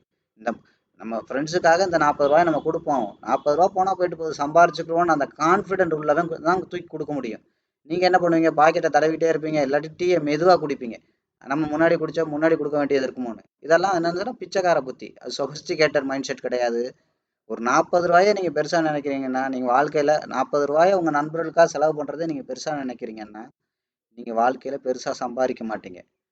ஊதாரியா இருக்கிறத பத்தி சொல்லல, ஏமாளியா இருக்கிறத பத்தி சொல்லல. அந்த மைண்ட் செட் அது ரொம்ப முக்கியம். அந்த மைண்ட் செட் தான் உங்களை அடுத்த கட்டத்துக்கு கூட்டு போகும். நீங்க என்னைக்கு 1000 ரூபாய் சின்னது அப்படின்னு நினைக்கிறீங்களோ அப்பதான் நீங்க ஸ்டாக் மார்க்கெட்ல 10,000 ரூபாய் சம்பாதிப்பீங்க. 10,000 ரூபாய்லாம் சின்னதுங்க, அதெல்லாம் அசால்ட்டா சம்பாதிக்கலாம் அப்படின்னு நீங்க என்னைக்கு நினைக்கிறீங்களோ அன்னைக்கு தான் ஸ்டாக் மார்க்கெட்ல 1,00,000 சம்பாதிப்பீங்க.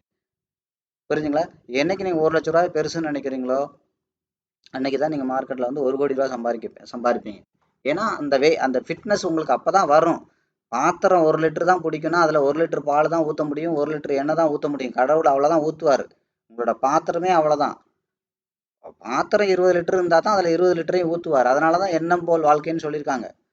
உங்க எண்ணமே நீங்க யோசிக்கிறதே 1000 ரூபாய் தாண்டி யோசிக்க மாட்டேங்கிறேன்னா உங்களுக்கு வருமானம் மட்டும் என்ன 10,000 மடங்குல லட்சம் மடங்குல வரும்? ஒன்றும் வராது. அதனாலதான் சொல்றது சொபஸ்டிகேட்டட் மைண்ட் செட் ரொம்ப ரொம்ப முக்கியம். அது அது அது அதோட அதுக்காக என்னன்னா அந்த எக்ஸ்ட்ரீமுக்கு போங்கன்னு நான் சொல்லல. ஊதாரியா தெரியுங்க அப்படி அப்படி சொல்லல. நான் நேத்து கூட சொன்னேன் இல்லையா, ஒரு ஒரு ஒரு ரூபா 100 ரூபா செலவும் போது இதுதான் என்னோட லாஸ்ட் 100 ரூபாய் அப்படின்னு நினைங்க. அதெல்லாம் கரெக்ட். ஆனா அந்த மைண்ட் செட் ரொம்ப ரொம்ப முக்கியம். கஞ்சனா இருக்கிறது வேற, சேமிக்கிறது வேற. புரியுதுங்களா? சொபஸ்டிகேட்டட் மைண்ட் செட்ல இருக்கிறது வேற, ஊதாரியா இருக்கிறது வேற. ஒரே நிமிஷம். அதனால தொழிலுக்கு வந்து பாத்தீங்கன்னா இந்த மைண்ட் செட் வந்து ரொம்ப ரொம்ப ரொம்ப முக்கியம். அதனாலதான் இந்த ஃபிட்னஸ் தான் 30% சக்சஸ்ன்னு நம்ம சொல்றோம். சைக்காலஜிக்கல் ஃபிட்னஸ் அடிக்கடி சொல்றதுதான்.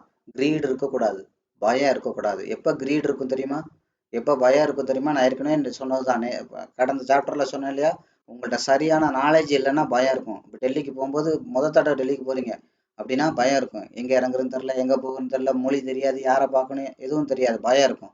இதே ஒரு 10வது தடவை போனீங்கன்னா பயம் இருக்காது. 2வது எப்போ பயம் இருக்கும், உங்கள்ட்ட போதுமான அளவுக்கு பணம் இல்லைன்னா பயம் இருக்கும். ட்ரேட்ல எப்போ பயம் வரும், பணமே இல்லை ஓவர் பொசிஷன் எடுத்துட்டீங்க அப்படின்னா பயம் வரும். ஒரு பாயிண்ட் இறங்குனாலும் வயிற்ற கலக்கும், பயம் வரும். இது 2ல தான் பயம் வரும். அப்போ ஸ்டாக் மார்க்கெட்லயும் இது 2 சம்மந்தப்பட்டிருக்கு. 100% நாலேஜ், பர்ஃபெக்டான நாலேஜ் இல்லை, எந்த இடத்துல உங்களோட நாலேஜ் லேக் ஆகுது, அதாவது நாலேஜ் குறைவுனால நீங்க அவுட் ஆஃப் கண்ட்ரோலுக்கு போயிடுறீங்க மார்க்கெட் அப்படின்னா உங்களை பயம் தொத்திக்கிறோம். என்னதான் கையில பணம் இருந்தாலும் பயம் தொத்திக்கிறோம். ஏன்னா அடுத்து உங்களுக்கு என்ன பண்ணணும்னே தெரியல, கையில பணம் இருக்கு ஆனாலும் பயம் தொத்தும். நாலேஜ் குறைவா இருந்தா பணம் தொத்தும். 2வது நாலேஜ் கரெக்டா இருந்தா கூட கையில பணம் இல்லைனாலும் பயம் தொத்தும். அப்ப இதனாலதான் நம்ம என்ன சொல்றோம், நாலேஜுங்கிறது உங்க சம்மந்தப்பட்டது, நீங்க கத்துக்க வேண்டியது. பணங்கிறது நீங்க மார்க்கெட்ல போடுறது. அதனாலதான் 60% மார்க், 60% சக்சஸ் வந்து 2ல தான் இருக்கு. மிச்சம் எல்லாமே வந்து நீங்க கத்துக்கலைனாலும் ஒன்றும் பிரச்சனை இல்லை. இந்த வீடியோ எல்லாம் பாக்குறீங்களா, இங்கே வரைகிறேன் அங்கே வரைகிறேன், அதெல்லாம் தேவையில்லை. நாங்களாம் அதில் உட்காந்து வரையவே மாட்டோம். சும்மா வெறும் சாட்டை வச்சுட்டு ட்ரேட் எடுத்துட்டு போயிட்டே இருப்போம். அடுத்து இங்கே தான், அடுத்து இங்கே தான், அடுத்து இங்கே தான் போயிட்டே இருப்போம். இதெல்லாம் புரிஞ்சுக்கிறதுக்கு தான் அந்த மெக்கானிசம் எப்படி ஒர்க் ஆகுது, பின்னாடி எப்படி மார்க்கெட் ஆப்ரேட் ஆகுறதுன்னு தெரியறதுக்கு தான் இதெல்லாம் நாங்கள் உட்காந்து வரைகிறது. அதனால தான் ஓப்பனாக சொல்கிறேனே, சும்மா ஓப்பன் மீடியாவில் பொய்யெல்லாம் சொல்ல முடியாது. வெறும் சார்ட்டு. நேற்று டெமோ ட்ரேட் பண்ணவங்க கூட வெறும் சார்ட்டு தான் வச்சாங்க, ஒரு கோடு கூட போடலை. வெறும் சார்ட்டை வச்சு உங்களால் ப்ராஃபிட் எடுத்து காட்ட முடியும். நான் கூட சொன்னேன் இல்லையா, என்னோட செமினார்லாம் போவேன், வெறும் சார்ட்டை வச்சுருப்பேன். அவங்க ப்ரொஜெக்டரில் சார்ட் மட்டும் தான் பார்த்துட்டு இருப்பாங்க. நான் பாட்டுக்கு என்னோட டாப்பிக்கை பேசிகிட்டே இருப்பேன். இடையில இடையில டேக் ப்ராஃபிட் சொல்லுவேன், இல்லை டேக் செல் டேக் ப்ராஃபிட் சொல்லிகிட்டே இருப்பேன். ஆட்டோமேட்டிக்காக ஒரு 2 மணி நேரம் பேசுகிறேன்னா 2-3 ட்ரேடு, அதிகபட்சம் ஒரு 4-5 ட்ரேடு கூட முடிஞ்சிரும் அப்படின்னு நான் சொல்லுவேன். அவங்க போட்ட காசெல்லாம் அந்த செமினார் முடிகிறதுக்குள்ள எல்லா காசையும் அவங்க எத்தனையோ மடங்கு லாபத்தோட எடுத்துகிட்டே போயிடுவாங்க அப்படிலாம் நான் நிறைய பேர் சொல்லியிருக்கேன். நிறைய ஸ்பீக்கர் வந்து அந்த மாதிரிலாம் அவங்க பண்ணுறது இல்லை. இன்னொரு விஷயம் என்னென்னா, செமினாரில் வந்து பார்த்தீங்கன்னா நிறைய பேர் பேச வருவாங்க. அவங்க எல்லாமே 60 வயசு 70 வயசு அந்த மாதிரி இருப்பாங்க. அந்த நான் இது வரைக்கும் நான் அட்டன் பண்ண ஸ்பீக்கர் என்ன சொல்கிறது, செமினார்ல எல்லாம் இன்டர்நேஷ்னல் ட்ரேட் ஃபேர்ல எல்லாம் பார்த்தீங்கன்னா, இந்தியாவில் நடக்கிற முக்கியமான இதுல எல்லாம் பார்த்தீங்கன்னா, இது வரைக்கும் நான் பேசுனதுல என்னை விட ஏஜ் கம்மி யாருமே வந்ததில்லை. அந்த அந்த கூட்டத்திலே ஒரு 4 பேர் பேசுகிறாங்கன்னா, அந்த கூட்டத்திலே ஒரு 40 வயசு. இல்லை, நான் ரொம்ப வருஷமா பேசிட்டு இருக்கேன். ஒரு என்ன சொல்றது, ஒரு 26 25 வயசுலேருந்து நான் செமினார் இன்டர்நேஷ்னல் ஃபேர்லாம் பேசிட்டு இருக்கேன். அதிலே ரொம்ப வயசு கம்மி நானாக தான் இருப்பேன். ஒன்று. மற்ற எல்லாமே 50 வயசு 60 வயசு 70 வயசுன்னு தான் இருப்பாங்க. ஒன்றாச்சா. ரெண்டாவது வந்து பார்த்தீங்க அப்படின்னா, அந்த கூட்டத்தில் லைவாக ட்ரேட் பண்ணிட்டு லைவாக ட்ரேடும் நடக்கும், என்னோட டாப்பிக்கும் ஷேர் பண்ணுறது நானாக தான் இருப்பேன். புரிஞ்சுங்க, யோசிச்சு பாருங்க. அப்படி மேஜிக் மாதிரி ஒரு சைடு ட்ரேட் நடத்து ப்ராஃபிட் எடுத்து காட்டிட்டு இருக்கீங்க, ஒரு சைடு உங்களோட நாலேஜ் ஷேர் பண்ணிட்டு இருக்கீங்கன்னா, அப்போ எந்த அளவுக்கு அந்த கூட்டம் வைப்ரேட் ஆகும். அதான் நான் சொன்னேன் இல்லையா, எவ்வளோ 1000 பேர் இருந்தாலும் ஒரு காக்கா கூட எந்திரிச்சு போக மாட்டாங்க. அவ்வளோ கிளாரிட்டியாக கவனிப்பாங்க. ஏன்னா நம்ம சும்மா வாய் மட்டும் பேசலை, அங்கே ரிசல்ட்டையும் காமிச்சிட்டே இருக்கும் மேஜிக் மாதிரி. பாத்தியா பாத்தியா பாத்தியான்னு. அப்போ யோசிச்சு பாருங்க எவ்வளோ கிளாரிட்டி. அதை தான் நான் உங்களுக்கு சொல்கிறேன். நான் சும்மா வாய்ச்சவடால் பேசிட்டு உட்காந்துருக்கல, எனக்கு எல்லாம் தெரியும்னு.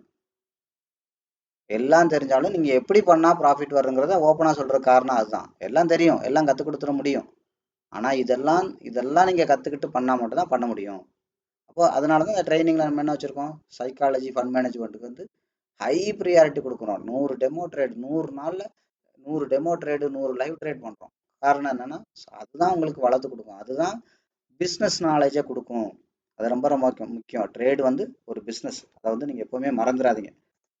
அது மாதிரி நான் ஏற்கனவே சொன்ன மாதிரி உங்களோட எவ்வளோ இன்வெஸ்ட் பண்ணுறீங்களோ, எவ்வளோ ட்ரேடுக்கு ஃபண்டு போடுறீங்களோ, லாஸ்ட்டு 2 சைபரை இது பண்ணிடுங்க. ஸோ அப்போ லாஸ்ட்டு 2 சைபரை நீங்கள் கட் பண்ணிட்டீங்கன்னா, பேலன்ஸ் என்ன ரூபா இருக்கோ அதோட மடங்கில் 1000 ரூபான்னா அதிகபட்சம் இப்போ 4 டிஜிட் 1000 ரூபாங்கிறது 4 டிஜிட்லேயே. அப்போ அதிகபட்சம் 4 டிஜிட்லேயே பெரிய நம்பர் என்ன, 9999. அதை தாண்டி உங்களோட ப்ராஃபிட் இருக்கக்கூடாது. 1000 ரூபா இருந்தால் ரொம்ப சந்தோஷம். 2000 ரூபா இருக்கலாம், 3000 ரூபா இருக்கலாம். அதிகபட்சம் 9999 தாண்டி இருக்கக்கூடாது. இருந்துச்சுன்னா உங்கள் அக்கௌண்ட் காலியாகிடும். அதாவது என்ன அர்த்தம், நான் சொல்லுவேன் இல்லையா, ஒரு மரத்தில் கொத்து போட்டிங்கன்னு அர்த்தம். இன்னைக்கு மரம் பட்டு போகாது, ஆனால் கரையான் உள்ளே நுழைஞ்சிருச்சு, என்னைக்கா இருந்தாலும் அந்த மரத்தை சாய்ச்சிரும். நீங்கள் ஓவர் ரிஸ்க் எடுக்கிறீங்கன்னு அர்த்தம். ஃபண்ட் மேனேஜ்மெண்ட்டில் நீங்கள் குவாலிஃபைடு இல்லை, ஃபெயில் ஆகிட்டீங்கன்னு அர்த்தம். அதாவது ஃபண்ட் மேனேஜ்மெண்ட்டில், அதாவது நல்ல ட்ரேடிங் சிஸ்டம் தான் யூஸ் பண்ணுவீங்க. ஃபண்ட் மேனேஜ்மெண்ட்டில் நீங்கள் உங்களை லூஸ் பண்ணுறீங்க அப்படின்னு அர்த்தம். கொஞ்சம் கொஞ்சமாக, அதாவது ஓட்டக்குடம் மாதிரி சொட்டு சொட்டாக வடிஞ்சு மொத்தமும் காலியாகிடும். வடியும் போது சொட்டு சொட்டாக வடியும். அது காலியாகிறதே உங்களுக்கு தெரியாது. இதுதான் பெரிய பரிதாபமான விஷயம். ஏன்னா லாபம் வேறு வந்துட்டு இருக்கா, அது காலியாகாதான் நீங்கள் நினச்சிட்டே இருப்பீங்க. ரெண்டாவது உங்களோட ஓட்டையும் ஜாஸ்தியாகிட்டே இருக்கும். ஒரு சொட்டு சொட்டாக வடிகிறது சொட்டு சொட்டாக வடியாது. இன்னும் கொஞ்சம் கிராக் அதிகமாகி 2 சொட்டு வடியும். இன்னும் கொஞ்சம் கிராக் அதிகமாகி 4 சொட்டு வடியும். இப்போ நீங்கள் ஃபண்ட் மேனேஜரில் என்ன பண்ணுவீங்க, தப்பு பண்ணுவீங்க. நான் சொன்னேன்ல, உங்களோட லாபம் வந்து 1,00,000 ரூபா போட்டிங்கன்னா 1000 ரூபா மடங்குல இருக்கும் அப்படின்னு நான் சொல்லியிருக்கோம். நீங்கள் லாபம் வந்து 20,000 30,000 அப்படின்னு எடுத்தீங்கன்னா அப்போ என்ன ஆகும், நீங்கள் ஹெவி ரிஸ்க் எடுக்கிறீங்கன்னு அர்த்தம். லாபம் வர்ற மாதிரி தெரியும், ஏதாவது ட்ரேடில் மொத்தத்தையும் மார்க்கெட் உருவிட்டு விரட்டி விட்டுரும். அவ்வளோதான் விஷயம். அதான் நான் சொல்லி ஒரு மரத்தில் கொத்து போடுற மாதிரி கரையான் உள்ளே போச்சுன்னா போதும், ஆட்டோமேட்டிக்காக கொஞ்சம் கொஞ்சமாக அரிச்சு மரத்தோட நடுத்தண்டை காலி பண்ணிச்சுன்னா மரத்துக்கு அந்த வெயிட்டேஜ் இருக்காது, மரம் சாஞ்சிரும். இதுதான் விஷயம். சரிங்களா. இப்போ நம்ம இந்த வீடியோவில் வந்து பார்த்தீங்கன்னா கொஞ்சம் ஃபண்ட் மேனேஜ்மெண்ட் அண்ட் சைக்காலஜிக்கலான விஷயங்களை ஓரளவு பேசிக்காக பார்த்துருக்கோம். இதெல்லாம் நீங்கள் திரும்ப திரும்ப கேளுங்க, லைஃப்பில் என்றைக்குமே மறக்காதீங்க. புரியுதுங்களா. அந்த மாதிரி விஷயங்கள் இதெல்லாம். சரி, இப்போ நம்ம என்ன பண்ணலாம் அப்படின்னு கேட்டிங்கன்னா, ஜென்ரலாக நம்ம மார்க்கெட் வந்து ஸ்பீடாக ஒரு அவுட்லைனாக பார்த்துட்டு இந்த சாப்டரை வந்து நம்ம கம்ப்ளீட் பண்ணுவோம். இப்போ மார்க்கெட் வந்து பார்த்தீங்கன்னா லாஸ்ட்டாக இந்த ஏரியாவை பார்த்தோம். ஸோ இதோட 50% மேலே இருந்துச்சு அப்படின்னு பார்த்தோம். இப்போ நம்ம என்ன பண்ணுவோம், இந்த இடத்துல இருந்து எப்போவுமே சார்ட்டை ரீசெட் பண்ணுங்கள். கண்ணுக்கு தெரிஞ்சு எங்கே லோ இருக்குது எங்கே ஹை இருக்குது அங்கேருந்து மார்க்கெட்டை மூவ் பண்ணுங்கள். நான் முதல்ல இந்த ஹை கொண்டு போகிறேன், இந்த கைக்கு பாருங்க 50% வந்திருக்கு, கீழே தாண்டி கேண்டிலோ பாடியோ வைக்க முடியல. அப்போ என்ன ஆயிடுச்சு, மார்க்கெட் வந்து இந்த 50% தாண்டி மேலே கேண்டில் இந்த கேண்டில் வச்சதுனால மார்க்கெட் என்ன ஆயிடுச்சு, அடுத்த பவுண்டரிக்கு இதை தாண்டி பேஸை தாண்டி புதுசாக ஒரு ஹை லோ போயிடுச்சு. அடுத்து மார்க்கெட் இங்கே வந்திருக்கு. இப்போ இங்கே வந்த உடனே என்ன பண்ணுது, லாஸ்ட்டாக இங்கே முதல்ல ரெட் கலர் கேண்டில் வச்சிருக்கு. ஸோ அப்போ என்ன, அது ப்ரீவியஸாக இருக்கிற பாடியை தாண்டி கீழே க்ளோஸ் வச்சுச்சுன்னா மார்க்கெட் என்ன ஆகும், இதோட 50% வர்றதுக்கு வாய்ப்பு இருக்குன்னு சொன்னோம். கவனிங்க, இங்கே இதோட 50% வந்திருக்கு. சரியா? இப்போ வந்த மார்க்கெட்டு கீழே போகணுன்னா என்ன பண்ணணும், இதை தாண்டி விக்கு வைக்கணும். ஸோ அடுத்து பாடி கொண்டு போகணும், விக்கு பாடி இல்லாட்டி ஸ்ட்ரைட்டாக பாடி ஏதோ ஒன்று அடுத்தடுத்து கீழே நகர்ந்துக்கிட்டே இருக்கணும். புரியுதா? இதை உடச்சி அப்போ அவுட் சைடு வச்சுன்னா அதிகபட்சம் இந்த பேஸ் வர்ற வரைக்கும் வாய்ப்பு இருக்குது அப்படின்னு சொன்னோம். இப்போ இந்த மார்க்கெட் கீழே போகாமல் மேலே தான் போகுது அப்படின்னா என்ன பண்ணணும், இந்த ஹை அண்ட் லோவுக்கு ட்ராப் பண்ணணும். இப்போ இந்த ஹை அண்ட் லோவோட 50% அளவுக்கு மார்க்கெட் போகணும். அப்போ இந்த இடத்துல மார்க்கெட் முதல்ல இங்கே என்ன பண்ணணும், கேண்டிலாக என்ன பண்ணணும், அடுத்த 3 கேண்டிலுக்குள்ள மார்க்கெட் என்ன பண்ணணும், இந்த லோவை கட் பண்ணி பாடியை விற்க வைக்க முடியாமல் மேலே மெயின்டைன் ஆச்சுன்னா பையரோட இன்வால்மெண்ட் வந்துருச்சு, மார்க்கெட்டு வந்து பையரோட கண்ட்ரோலில் வந்துருச்சு. ஸோ அவங்க மார்க்கெட்டை மேலே கொண்டு போயிடுவாங்கன்னு அர்த்தம். எது வரைக்கும் கொண்டு போவாங்க, அட்லீஸ்ட் இந்த 50% வரைக்குமாவது கொண்டு போவாங்க. இந்த 50 வரைக்கும் கொண்டு போயிருக்காங்க. அப்போ கீழே 50 கொண்டு வந்தால் என்ன பண்ணக்கூடாது, மார்க்கெட் வந்து இந்த கேண்டில் வந்து ப்ரீவியஸ் கேண்டிலோட பச்சை கலரை விட லோவோட கீழே அடுத்த 3 கேண்டிலுக்குள்ளே கொண்டு வரக்கூடாது. கொண்டு வந்தால் எது வரைக்கும் வர்றதுக்கு வாய்ப்பு இருக்குது, இந்த ஹையன்லோட 50% வரைக்கும் வாய்ப்பு இருக்குன்னு சொன்னோம். கவனிங்க, இந்த ஹையன்லோட 50% வரைக்கும் ஷார்ப்பாக வந்திருக்கு. தெரியுதா? இப்போ இன்னும் மார்க்கெட் கீழே போகணுன்னா என்ன பண்ணணும், வெளியில் அவுட் சைட் கேண்டில் வைக்கணும், பாடியை வந்து கொஞ்சம் கொஞ்சமாக கீழே மூவ் பண்ணால் மட்டும் தான் முடியும். இல்லை அடுத்த 3 கேண்டிலுக்குள்ள மார்க்கெட் வந்து இதை தாண்டி மேலே க்ளோஸ் வச்சுச்சு, ப்ரீவியஸாக இருக்க ரெட் கலர் பாடியோட அதோட 50% தாண்டி மேலே க்ளோஸ் வச்சுச்சுன்னா மார்க்கெட் வந்து இந்த பேஸ் வரைக்கும் போயிடும். பேஸை வந்து அக்ரெசிவாக உடைக்கும்.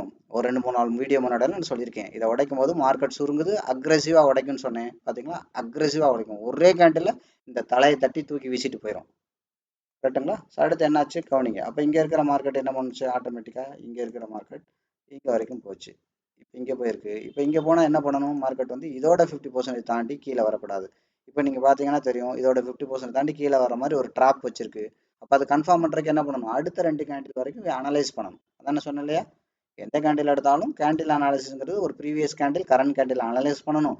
அதோட வெயிட்டிங் பீரியட் வந்து கரண்ட் கேண்டில்ல இருந்து அடுத்த 2 கேண்டில் மொத்தம் 3 கேண்டில் வந்து டைம் கொடுக்கணும். அப்போ மார்க்கெட்டோட ரியாலிட்டி நமக்கு தெரிஞ்சிடும், யாரோட கண்ட்ரோலில் இருக்குது மார்க்கெட்டுங்கிறத கண்டுபிடிச்சிடலாம். இந்த மாதிரி ட்ராப் நான் கீழே தான் போகிற மாதிரி காமிப்பான், உங்களை ஆசை காட்டி நீங்கள் சொல்கிறீங்களா பிரேக் அவுட்டில் மண்ணள்ளி போடுவான்ல, அந்த இதில் இருந்தால் நீங்கள் தப்பிக்கலாம். அது மாதிரி ட்ரெண்ட் லைனை பார்த்தீங்கன்னா டீட்டெயிலாக சொல்லியிருக்கேன். ட்ரெண்ட் லைன் எதுக்கு இருக்குன்னா, மார்க்கெட் ஓவர் வேல்யூக்கு போதா அண்டர் வேல்யூக்கு வருதான்னு பார்க்கறதுக்கு தான் ட்ரெண்ட் லைன். ட்ரெண்ட் லைன் வந்து ட்ரேட் எடுக்கிறதுக்கு கிடையாது. அந்த முட்டாள்தனத்தை நீ போய் மறுபடியும் பண்ணாதீங்க. ட்ரெண்ட் லைனில் ட்ரேட் பண்ணீங்கன்னா நீங்கள் ஓவர் வேல்யூவில் பண்ணுவீங்க. பெரிய பணக்காரன் உங்கள்கிட்ட கொஞ்சமாக வாங்கினதை அதிக விலைக்கு விற்கும் போது நீங்கள் அவன் தலையில் போய் மாட்டிடுவீங்க. கடைசி வரைக்கும் உங்களுக்கு அசல் கூட தேராது. இதெல்லாம் நான் டீட்டெயிலாக ஓப்பனாக சொல்லியிருக்கேன். அப்போ இந்த 50% தாண்டி அவுட் சைட் கேண்டில் வச்சாங்க. ஆனால் என்னாச்சு, அடுத்த 3 கேண்டில் என்னது, ப்ரீவியஸ் கேண்டிலோட இந்த லோவை தாண்டி ஜாஸ்தியாக போனாலும் பையரோட கண்ட்ரோலில் வந்துருச்சு. அப்போ மார்க்கெட் என்ன ஆகும், புதுசாக இந்த பேசிக்கே வந்துடும் அப்படின்னு நம்ம சொன்னோம். இப்போ மார்க்கெட் வந்து இன்னைக்கு இந்த இடத்துக்கு வந்திருக்கு. அப்போ நேற்று நம்ம பார்த்தேன், ஞாபகம் இருக்கா, நேற்று மார்க்கெட் பார்க்கும்போது என்ன பார்த்தோம், லாஸ்ட்டாக கவனிங்க, இந்த இடம் தான் நேற்று பார்த்தோம். நேற்று பார்த்தீங்களா, ஞாபகம் இருக்கா, 30ஆம் தேதி நேற்று காலையில் ஒரு 8 மணி 9 மணிக்கு வீடியோ ரெக்கார்ட் பண்ணுவோம். இதுதான் நான் சொன்னேன். என்ன சொன்னேன், இந்த மார்க்கெட்டு கவனிங்க, என்ன சொன்னேன், மார்க்கெட் இங்கே இருந்து இங்கே நிற்கும் போது நான் இதை ட்ராப் பண்ணி காமிச்சேன். மார்க்கெட் வந்து அவுட் சைட் கேண்டில் போட்டிருக்கு. அப்போ நம்ம இது பார்க்கும்போது நேற்று வீடியோ எப்போ ரெக்கார்ட் பண்ணோம், நேற்று காலையில் ஒரு 7:30 மணிக்கு நான் ரெக்கார்ட் பண்ணேன். அப்போ பண்ணும்போது நான் என்ன சொன்னேன், இது வந்து பார்த்தீங்கன்னா அடுத்த 3 கேண்டிலுக்குள்ள இந்த கேண்டில், இது கரண்ட் கேண்டில், இது ப்ரீவியஸ் கேண்டிலோட பாடி தாண்டி லோவை தாண்டி 50% தாண்டி வெளியில் அவுட்டர் க்ளோஸ் வச்சிருச்சு. அப்போ கட்டாயம் இந்த பேஸுக்கு மார்க்கெட் போகும். மார்க்கெட் போகும்போது கண்ட்ரோல் ஆஃப் க்ரீடில் போகும். நேற்றே சொன்னேன், கண்ட்ரோல் ஆஃப் க்ரீடுனா என்ன, தொடர்ந்து பச்சை கலராகவே போகும் அப்படின்னு நான் சொன்னேன். போயிருக்கா? கரெக்டாக போய் நீங்கள் என்ன பண்ணியிருப்பீங்க, இந்த வேலை நீங்கள் பண்ணுவீங்கல்ல, என்ன பண்ணுவீங்க, இங்கே ஓ மார்க்கெட் வெளியில் அவுட் சைடு இது வச்சிருச்சு, பச்சை கலர் வந்துருச்சு, பிரேக் அவுட்டு அப்படின்னு எல்லாரும் இங்கே வாங்குவீங்க. பண்ணுவீங்களா அந்த தப்பை? அதனால தான் சொல்கிறது, கேண்டில் அனாலிசிஸ் ரொம்ப ரொம்ப முக்கியம். கேண்டில் அனாலிசிஸ் பண்ணிங்கன்னா அடுத்த என்ன சொல்கிறது 1 ஹவரில் நீங்கள் பண்ணீங்கன்னா அடுத்த ஒரு மணி, இது 5 மினிட்ஸ்லேயே எடுத்து பாருங்கள், இது கட்டாயம் இந்த பிரேக் அவுட்டில் நீங்கள் தப்பிச்சிருக்கலாம். அடுத்த 3 கேண்டிலுக்கு நீங்கள் டைம் கொடுத்து மார்க்கெட் அனலைஸ் பண்ணிங்கன்னா நீங்கள் தப்பிச்சிருக்கலாம். இந்த மாதிரி ஃபேக், இதுக்கு பேர் தான் ட்ராப்புன்னு சொல்லுவாங்க, வலை. 4 இறையை தூக்கி போட்டோடனே போய் விழுந்துருதுல, எலியெல்லாம் ஒரு தேங்காய் ஜெல்லை வச்சோடனே போய் விழுந்துருதுல, போய் மாட்டிடுதுல, அது மாதிரி தான் நீங்களும் மாட்டுவீங்க. அப்போ என்ன அர்த்தம், கீழே இருந்து வந்த மார்க்கெட்டில் முதல்ல பச்சை கலரை பார்த்து வாங்கக்கூடாதுங்கிறது கூட தெரில, இவ்வளோ தூரம் கொண்டு வந்துட்டேன், நீ போய் வாங்கி என்ன பண்ண போகிறீங்க. அந்த இறையை பார்த்தோன்னே 4 பச்சை கலர் கேண்டில், ஓ இங்கே வந்து ரெசிஸ்டன்ஸ் இருக்குது, ரெசிஸ்டன்ஸை பிரேக் பண்ணால் மார்க்கெட் மேலே போகும். எவன் சொன்னது உங்களுக்கு, எவனாவது எழுதி கொடுத்தானா, மார்க்கெட் மேலே தான் போகணும்னு எழுதி கொடுத்தானா? நீங்களா நினைச்சுக்கிறது அப்படி. மேலே போகும் கீழே வரும். அவன் அண்டர் வேல்யூக்கு வாங்கினதை ஓவர் வேல்யூல வித்துக்கிட்டு இருக்கான், உங்க தலையில கட்டிட்டு இருக்கான்.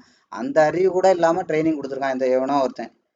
அவனை என்ன பண்றதுனே தெரியல. அந்த அடிப்படை கூட தெரியாம அவன் ட்ரைனிங், அவன் என்ன லட்சத்தை கொடுத்துருப்பான். அதான் நான் அடிக்கடி சொல்லுவேன். ஒரு ஒரு ஒரு ஐஏஎஸ் ஆஃபீஸர் ஐஏஎஸ் கோச்சிங் கொடுக்கறதுக்கும் ஒரு ஹிஸ்டரி வாத்தியார் குடிக்கிறதுக்கும் வித்தியாசம் இருக்கு. ஒரு ஹிஸ்டரி வாத்தியார் பொழப்பு கொடுப்பாரு, ஒரு ஐஏஎஸ் ஆஃபீஸர் பொழப்பு கொடுக்க மாட்டாரு. ஏன்னா எனக்கு ஏற்கனவே அவரே ஐஏஎஸ் ஆஃபீஸர் தான். இனிமே அவர் அச்சீவ் பண்றதுக்கு ஒன்றும் கிடையாது. அவர் இன்ட்ரெஸ்ட் இருந்தால் தான் கொடுப்பாரு, அந்த இன்வால்மெண்ட்ல கொடுக்க. அதான் நான் சொன்னேன், எனக்கு 25 வருஷம் எக்ஸ்பீரியன்ஸ் இருக்கு. அடிக்கடி சொல்லுவேன் இல்லையா, நீங்க எந்த மார்க்கெட்ல இருக்கீங்களோ அந்த மார்க்கெட்ல ஹெட் மாஸ்டர் அப்படின்னு நான் சொல்றேன். அடிக்கடி சொல்ற காரணம் தான். 25 வருஷம் இருந்திருக்கேன், பெரிய பெரிய கம்பெனில வேலை பார்த்துருக்கேன். புரியுதுங்களா? அதுவும் வேர்ல்டு ஃபுல்லா நான் சொன்னேன்ல கொஞ்ச நேரத்துக்கு முன்னாடி, நிறைய கிளைண்டோட அக்கௌண்ட்டை மேனேஜ் பண்றேன். அப்படிங்கிறப்ப நான் பொழப்புக்கு வீடியோ போடுறவன் கிடையாது, நான் யூடியூபர் கிடையாது, நான் பொழப்புக்கு கிளாஸ் எடுக்கிற ஆள் கிடையாது. நான் நினைச்சாதான் எடுப்பேன், இல்லைன்னா எடுக்க மாட்டேன். ஏன்னா எனக்கு முழு நேரம் உங்களுக்கு கிளாஸ் எடுக்கிறத விட எத்தனையோ மடங்கு அதிகம் நான் என்னோட கிளைண்ட்டுகிட்ட இருந்து சம்பாரிச்சிட்டு இருக்கேன், என்னோட காப்பிட்டலில் சம்பாரிச்சிட்டு இருக்கேன். அதனால கிளாஸ் எடுக்கணும்னு எந்த கட்டாயமும் கிடையாது. அதனால தான் நான் ஓப்பனாக சொல்கிறேன், எந்த இடத்துல சப்ஸ்கிரைப் பண்ணுங்க, லைக் பண்ணுங்க, தயவு செய்து உங்கள் காலில் விழுகிறேன், கையில் விழுகிறேன், கமெண்ட் பண்ணிட்டு போங்க, எதுவுமே கிடையாது. இஷ்டம்னா பாருங்க, இல்லாட்டி போயிட்டே இருங்க அப்படின்னு சொல்றது காரணம் அதுதான். ஏன்னா இதை பண்ணாதான் ப்ராஃபிட் வரும்னு எனக்கு தெரியும். உங்களுக்கு தெரியாதனால என்ன ஆகுது, போர் அடிக்குது. அதான் நான் அடிக்கடி நான் சொல்லுவேன், ஒரு நல்ல விஷயம் ஆரம்பிக்கும் போது கசப்பா இருக்கும், ஆனா அதோட முடிவு வந்து அவ்வளவு இனிப்பா இருக்கும். கெட்ட விஷயம் ஆரம்பிக்கும் போது அவ்வளவு இனிப்பா இருக்கும், ஆனா அதோட முடிவு கசப்பா இருக்கும். அதோட வலியை உங்களால தாங்க கூட முடியாது. புரியுதுங்களா? அடிக்கடி இன்னைக்கு பாத்தீங்கன்னா தெரியல, ஸ்கூல் பசங்க காலேஜ் பசங்க எல்லாம் தம் அடிக்கிறாங்க, தண்ணி அடிக்கிறாங்க. அது பெரிய கெத்துன்னு நினைக்கிறாங்க, அது ஜாலியா இருக்கும். அது மாதிரி வண்டியில பைக்ல வேகமா ஓட்டுறானுங்க, அதெல்லாம் அவங்களுக்கு பார்க்கும்போது ஜாலியா தெரியும். டெம்பரவரியா ஒரு என்ன சொல்றது, ஒரு சூப்பரா இருக்கிற மாதிரி தெரியும், அவ்வளவு ஸ்வீட்னஸா தெரியும். ஆனா விழுந்து மண்டையெல்லாம் உடஞ்சு மல்லாக்க கிடக்கும் போது அதோட வலியை அவங்களால கூட தாங்க முடியாது. அவங்களோட அந்த வலி நிற்கும்னு சொல்ல முடியாது, எத்தனை பேரை பாதிக்குன்னே தெரியாது. அதனாலதான் இதை நீங்க ஞாபகம் வச்சுக்கோங்க, எப்பவுமே நல்ல விஷயம் கசப்பா இருக்கும். காலையில எந்திரிச்சு வாக்கிங் போறது கஷ்டமா தான் இருக்கும், ஆனா அதுதான் ஹார்ட் சர்ஜரியை அவாய்ட் பண்ணும், அதுதான் பிபியை நிப்பாட்டும், அதுதான் சர்க்கரையை நிப்பாட்டும். வாழ்நாள் முழுதும் நோயாளியை நிப்பாட்டுறது நீங்க டெய்லி முதலீடு பண்றீங்களா, டெய்லி ஒரு அரை மணி நேரம் 1 மணி நேரம் வாக்கிங், அதுதான். ஆனா கஷ்டமா தான் இருக்கும், 4:30 மணிக்கு பணியில எந்திரிச்சு நடக்கிறது கஷ்டமா தான் இருக்கும், அப்பதான் தூக்கமே வரும். நல்ல விஷயம் எப்பவுமே கஷ்டமா தான் இருக்கும். படிக்கிற காலத்துல பாருங்க, நான் 12th படிச்ச சம்பவங்கள்லாம் எனக்கு ஞாபகம் இருக்கு. எல்லாரும் கிரிக்கெட் பார்த்துட்டு இருப்பானுங்க, நான் உட்காந்து படிச்சுட்டு இருப்பேன். எல்லாரும் கிரிக்கெட் பார்ப்பாங்க, எல்லாரும் ஒருத்தன் தவறாம கிரிக்கெட் பார்ப்பாங்க. நான் படிச்சுட்டு இருப்பேன். இன்னைக்கு வரைக்கும் நான் எந்த எந்த மேட்சுமே, இந்தியனோட மேட்ச் எந்த மேட்சுமே நான் இன்னைக்கு வரைக்கும் முழுசா நான் கிரிக்கெட் பார்த்ததே கிடையாது. எனக்கு கிரிக்கெட் பார்க்குற இன்ட்ரெஸ்ட்டும் கிடையாது. அவங்க வேலையை அவங்க பார்க்கட்டும், நம்ம வேலையை நம்ம பார்ப்போம், அப்படிதான் நான் நினைப்பேன். கிரிக்கெட் மேட்ச் எல்லாம் பார்க்கும்போது அவங்க வேலையை அவங்க சிறப்பாக பண்றாங்க, நாட்டுக்கு ரொம்ப பெருமை, நம்ம வேலையை நம்ம பண்ணுவோம் அப்படின்னு தான் பார்ப்பேன். இன்னைக்கு வரைக்கும் எனக்கு கிரிக்கெட் எல்லாம் பிடிக்கவே பிடிக்காது மொத்தத்தில் சொன்னா. சச்சின் டெண்டுல்கர் ஒய்ஃபே கிரிக்கெட் பார்க்கறதில்ல, அவங்க வேலை கிரிக்கெட் விளையாடுறது, என் வேலை டாக்டர் வேலை பார்க்கறது, நான் அந்த வேலையை பார்க்குறேன்னு சொல்லிட்டு போயிடுவாங்க. போய் யோசிச்சு பாருங்க, அவங்கவுங்க வேலையை அவங்கவுங்க பார்த்தாலே நாடு முன்னேறும், நீங்களும் முன்னேறிடுவீங்க. அதை தவிர்த்துட்டு மற்றவனோட வேலையெல்லாம் உட்காந்து நீங்க பார்த்துட்டு இருக்கிறது. அப்போ நல்ல விஷயம் ஆரம்பிக்கும் போது கஷ்டமா தான் இருக்கும், ஆனா அதோட பலன் வரும்போது, அதோட பலன் வந்து உங்களால விவரிக்கவே முடியாது, அவ்வளவு ஸ்வீட்டா இருக்கும். கெட்ட விஷயம் ஆரம்பிக்கும் போது ஸ்வீட்டா இருக்கும், ஆனா அதோட பெயின் உங்களால தாங்கவே முடியாது. தண்ணி அடிக்கிறவன் பாருங்க, ஆரம்பிக்கும் போது ஒரு கெத்தா ஆரம்பிச்சிருப்பான், ஒரு இதுவா ஆரம்பிச்சிருப்பான், ஒரு த்ரில்லா ஆரம்பிச்சிருப்பான். இன்னைக்கு எத்தனை பேருக்கு பாதிப்பு, எவ்வளவு அவமானம், எவ்வளவு அசிங்கம், எங்கெங்க விழுந்து கிடக்குறாங்க. ஒரு வேலைக்கு போக முடியல, ஒரு விஷயத்துல கவனம் செலுத்த முடியல, பொண்டாட்டி கஷ்டப்படுது, புள்ள கஷ்டப்படுது, பிள்ளைகளை படிக்க வைக்க முடியல, ஒரு நல்ல லைஃப் ஸ்டைல் கொடுக்க முடியல, வீட்டுல ஒண்ணும் கிடையாது, எல்லாமே அவங்களுக்கு தெரியும். ஆனா நிப்பாட்ட முடியுமா? நிப்பாட்ட முடியாது. ஏன் தெரியுமா? அதான் சொல்லல, கெட்ட விஷயம் ஆரம்பிக்கும் போது சூப்பரா இருக்கும், அவ்வளவு இதுவா இருக்கும், ஸ்வீட்டா இருக்கும். ஆனா அது நம்மளை பிடிச்சிருச்சு அப்படின்னா விடவே முடியாது. அது மாதிரிதான் ஸ்டாக் மார்க்கெட்டு. நீங்க தப்பா ஆரம்பிச்சீங்கன்னா உங்களுக்கு சூப்பரா இருக்கும் ஸ்டார்டிங்ல, பரவாயில்லையே, நான் ஆப்ஷன்ஸ்ல 1000 ரூபா தான் போட்டேன், 2000 ரூபா வந்துச்சு, 2000 ரூபா தான் போட்டேன், 5000, அப்படிதான் ஆரம்பிக்கும். ஆனா சரியா பண்ற விஷயம் எப்படி இருக்கும் தெரியுமா? இப்ப நான் சொன்னேன் இல்லையா, 1000 ரூபா போட்டீங்கன்னா உங்களோட ப்ராஃபிட் 10 ரூபா மடங்குல தான் இருக்கும் நீங்க சரியா பண்ணும்போது. ஆனா அது என்ன பண்றது, ராக்கெட் மாதிரி உங்களோட அதாவது அதான் சொல்ல, நான் அடிக்கடி சொல்லுவேன், ஒரு ட்ரேடுல 1 ரூபா கிடைக்குதுன்னு நீங்க பார்க்காதீங்க. ஒரு ட்ரேட்ல 1 ரூபா கிடைச்சா 100 ட்ரேட்ல எவ்வளவு கிடைச்சிருக்கணும், 100 ரூபா தான் கிடைச்சிருக்கணும். ஆனா 100வது ட்ரேடு முடியும் போது உங்களுக்கு 1000 ரூபா கிடைச்சிருக்கும். அதான் மார்க்கெட்டோட பியூட்டி, அதான் தொழிலோட பியூட்டி. ஏன் நிறைய பேர் இன்னைக்கு தொழிலுக்கு போக மாட்டேங்கிறாங்க, பிசினஸ் பண்ண மாட்டேங்கிறாங்க? முதல்ல பிசினஸோட கிராஃப் வந்து டவுன் சைட்ல போகும். உங்க கையில இருந்தா வாடகை கொடுக்கணும், கையில இருந்தா குடும்பத்தை பார்க்கணும், கையில இருந்தா எல்லாம் பண்ணணும். அடுத்த தொழிலோட கிராஃப் அடுத்து இப்படி பிக்கப் பண்ணி இப்படி வந்து இப்படி தான் போகும் தொழிலோட கிராஃப். ஆனால் ஒன்ஸ் மேலே போச்சுன்னா கீழே வரவே வராது. அந்த ஸ்டார்டிங் ஸ்டேஜ் மட்டும் தான் தொழிலில் கஷ்டம். அதே மாதிரி தான் ஸ்டாக் மார்க்கெட்டும். அதே மாதிரி ஸ்டாக் மார்க்கெட்டும் ஒரு தொழில் தான். ஆனால் ஒரு எம்ப்ளாயோட கிராஃப் வந்து இப்படி தான் இருக்கும். கீழேயும் போகாது மேலேயும் போகாது. ஐசியூவில் கிடக்கிற நோயாளி மாதிரியே கிடக்கும். எப்படா சாவான்ற மாதிரி, செத்தும் தொலைய மாட்டேங்கிறான்ற மாதிரி இருக்கும், பொழைக்கவும் மாட்டேங்கிறான்ற மாதிரி இருக்கும். இப்படி தான் இருக்கும் ஒரு வேலைக்கு போகிறவனோட கிராஃப். வாழ்க்கை முழுதும் நீங்கள் மேலே ஏறவே மாட்டீங்க, கீழேயும் போக மாட்டீங்க. ஆனால் ஒரு புண்ணியமும் கிடையாது. நடைபிணமாக தெரியுறங்கன்னு சொல்லுவாங்க இல்லையா, அந்த மாதிரி நடைபிணமாக தெரிவிங்க வேலைக்கு போனீங்கன்னா. அக்கா வேலைக்கு போகிறீங்களா அப்படின்னு நான் சொல்ல வரல. உங்களோட லைஃப் ஸ்டைல் அப்படி தான் இருக்கும். நீங்கள் ஏற்றுக்கிட்டாலும் ஏற்றுக்கலைனாலும் அதான் உண்மை. உங்களோட லைஃப் ஸ்டைல் அப்படி தான் இருக்கும். நீங்கள் நல்லா யோசிச்சு பாருங்கள். நீங்கள் வேலைக்கு நீங்கள் போக முடியுது போகிறீங்க, நாளைக்கு போகலைன்னா உங்கள் முதலாளி அப்படியே உங்களுக்கு இந்த அளவுக்கு சம்பளத்தை கொடுத்துட்டே இருப்பாரா? கண்டிப்பாக கொடுக்க மாட்டாங்க. நீங்கள் யூஸ் அண்ட் த்ரோ மாதிரி தான். அதான் நான் அடிக்கடி சொல்லுவேன், என்னதான் மைக்ரோசாஃப்டில் சிஇஓவாக இருந்தாலும் அவர் ரிட்டையர் ஆகிட்டா அவர் பிள்ளையை தூக்கி அந்த சீட்டில் உட்கார வைக்க மாட்டாங்க, முதலாளியோட பிள்ளையை தூக்கி தான் உட்கார வைப்பாங்க. அதான் ரியாலிட்டி. இதுதான் ஓனருக்கும் எம்ப்ளாய்க்கும் உள்ள வித்தியாசம். புரியுதா? என்னைக்கா இருந்தாலும் ஓனர் தான், எம்ப்ளாயி தான். என்னைக்கா இருந்தாலும் வேலை தான், பிஸ்னஸ் தான். பிஸ்னஸ் கொடுக்குற அந்த லைஃப் ஸ்டைலை வேலையால் கொடுக்க முடியாது. பிஸ்னஸ் கொடுக்குற அந்த லைஃப் ஸ்டைல், அந்த சுதந்திரத்தை வேலை கொடுக்க முடியாது. நீங்கள் எவ்வளவு இதில் சம்பாத்தியம் பண்ணாலும் சரி, நீங்கள் எவ்வளோ பெரிய வேலையில் இருந்தாலும் சரி பரவாயில்ல, அதில் டெடிக்கேட்டடாக இருங்க. ஏன்னா அதுதான் உங்களுக்கு இன்னைக்கு சோறு போடுது. அதுக்கு நேர்மையாக இருங்க, 100% உண்மையாக இருங்க. வேலை நேரத்தில் இந்த மார்க்கெட்டை பார்க்குறேன், மொபைலில் நோண்டாதீங்க. முதலாளி இருந்தாலும் இல்லைனாலும் நேர்மையாக இருங்க. புரியுதுங்க? அப்பதான் நாளைக்கு நீங்க அந்த தொழிலை ஆரம்பிச்சாலும் அதே மாதிரி விஷயங்கள் உங்களுக்கு நடக்கும். அடுத்தவங்க கார் தானேன்னு சொல்லி வச்சு அழுத்தாதீங்க. 100ல ஓட்டுறது 120ல ஓட்டுறதுன்னு ஓட்டாதீங்க. நாளைக்கு நீங்க சொந்தமா கார் வாங்கினாலும் நீங்க அப்படி ஓட்டி பழகிட்டீங்கன்னா உங்களால நார்மலா அந்த காரை ஓட்ட முடியாது. அதான் சொல்லுவாங்கல்ல, அடுத்தவனுக்கு நீ என்ன குழி தோண்டினா அந்த குழி உனக்கு தான், கொஞ்சம் லேட்டா விழுவ, அவ்வளவுதான் காரணம். அதே மாதிரிதான் முதலாளி பார்த்தாலும் பார்க்கலைனாலும் வாங்குற சம்பளத்துக்கு நேர்மையா இருங்க. புரியுதுங்களா? உண்மையா உழைங்க. 100% அதுக்கான பலனை கொடுங்க, பெனிஃபிட்டை கொடுங்க. புரியுதுங்களா? கடவுள் ஏன்னா இன்னைக்கு உங்களை உங்களை உங்களை வந்து அது மூலமா தான் உங்களை அவருக்கு பிளஸ் பண்றாரு. அப்போ அதுக்கு நேர்மையா இருங்க. கடவுள் கொடுத்த ஒரு வாய்ப்பா பாருங்க உங்களுக்கு இருக்கிற வேலையை. ஆனா வாழ்க்கை முழுதும் வேலைக்காரனாவா இருந்துடாதீங்க. அது ரொம்ப முக்கியம். வாழ்க்கை முழுதுமே வேலைக்காரனா இருந்த இன்னைக்கு நீங்க இப்படி இருக்கலாம், தப்பு கிடையாது. இன்னைக்கு இருக்கிற நிலைமைக்கு நீங்க பொறுப்பேற்றுக்கோங்க. நாளைக்கு ஆனா சாகிற வரைக்கும் இப்படி இருந்துடாதீங்க. அது ரொம்ப பரிதாபத்துல முடியும். உங்களோட உழைக்க முடியாத ஸ்டேஜ் வரும்போது உங்களை ஒண்ணும் இல்லாம தூக்கி குப்பையில போட்டுருவாங்க, செல்லா காசு மாதிரி. புரியுதுங்களா? இது ரியாலிட்டி. புரியுதுங்களா? உங்களை நீங்க பாத்துக்கிற அளவுக்கு யாருமே பார்க்க மாட்டாங்க. பசங்களோ குழந்தைகளோ பார்க்க மாட்டாங்க. மீன்ஸ் என்ன அர்த்தம்? ஹை ப்ரியாரிட்டி கொடுக்க மாட்டாங்க. இன்னைக்கு எத்தனை பேர் டவுன்ல வந்து அப்பா அம்மா வச்சுக்க முடியாம இருக்காங்க தெரியுமா? 4 பேருக்கு மேல இருந்தா வீடு கொடுக்க மாட்டாங்க. அவங்க வச்சுக்கணும்னு ஆசை இல்லாம இல்ல, வீடு கொடுக்க மாட்டாங்க. 1. 2வது என்ன, அவங்களால சமாளிக்க முடியாது. 2. யோசிச்சு பாருங்க. நான் அடிக்கடி சொல்லுவேன், ஒரு அப்பா அம்மா 10 பிள்ளைகளை வளர்த்துறாங்க, 10 பிள்ளைகளை பெரிய ஆள் ஆக்கிடுறாங்க. ஆனா 10 பிள்ளைகள் சேர்ந்து ஒரு அப்பா அம்மாவை பார்த்துக்க முடியல. அப்படிதான் இருக்கு இன்னையோட சமுதாயம். வச்சு பாருங்க, 10 பிள்ளைய சேர்ந்து ஒரு அப்பா அம்மாவை இன்னைக்கு பார்த்துக்க முடியல. போட்டி போடுறான், நீ வச்சுக்க நான் வச்சுக்க, உன் வீட்டில் இருக்கட்டும் என் வீட்டில் இருக்கட்டும், அங்கே இருக்கட்டும் இங்கே இருக்கட்டும். எவ்வளோ பெரிய பரிதாபமான நிலை பார்த்தீங்களா? இது எல்லாமே இதுதான். எப்பவுமே உங்க கடமையை செய்யுங்க, எதிர்பார்க்காதீங்க. இந்த பிள்ளைக்கு நம்ம படிக்க வச்சா நாளைக்கு இதை செய்யும்னு நினைக்காதீங்க. செஞ்சா சந்தோஷம், செய்யலைனாலும் சந்தோஷம். நம்மளோட எதிர்காலத்துக்கு என்ன தேவையோ அதை நீங்க இன்னைக்கே பிளான் பண்ணுங்க. அதனால ஒரு ஒரு தொழிலாளியா இருக்கலாம், ஒரு லேபரா இருக்கலாம், இல்லை வந்து ஒரு எம்ப்ளாயா இருக்கலாம், தப்பு கிடையாது. சாகிற வரைக்கும் எம்ப்ளாயா இருந்துடாதீங்க. உங்களுக்கு வேஸ்டா போற டயத்தை இந்த மாதிரி சரியான தொழில முதலீடு பண்ணுங்க. அது மாதிரி உங்களால தாங்கக்கூடிய அளவு, ஒரு 10,000 ரூபாங்கிறது உங்களுக்கு பெருசா தெரியுதா, 5,000 ரூபா அளவுக்கு ரிஸ்க் எடுங்க. எனக்கு 1,00,000ங்கிறது சின்னதா தெரியுதா, பரவாயில்ல எடுங்க. அதாவது உங்களால தாங்கக்கூடிய அளவு. கண்மூடித்தனமா கத்துக்கிற விஷயத்துல போடாதீங்க.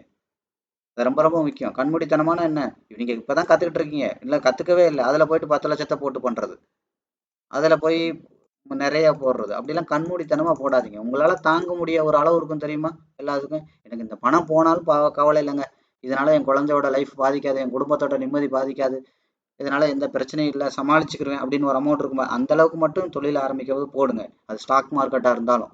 என்கிட்டே கிளாஸ் வந்து படிச்சாலும் நீங்க என்ன பண்ணுங்க, சும்மா கடனை உடனே வாங்கி சூப்பரா ட்ரேட் முடியுது அப்படின்னு சொல்லிட்டு போடாதீங்க.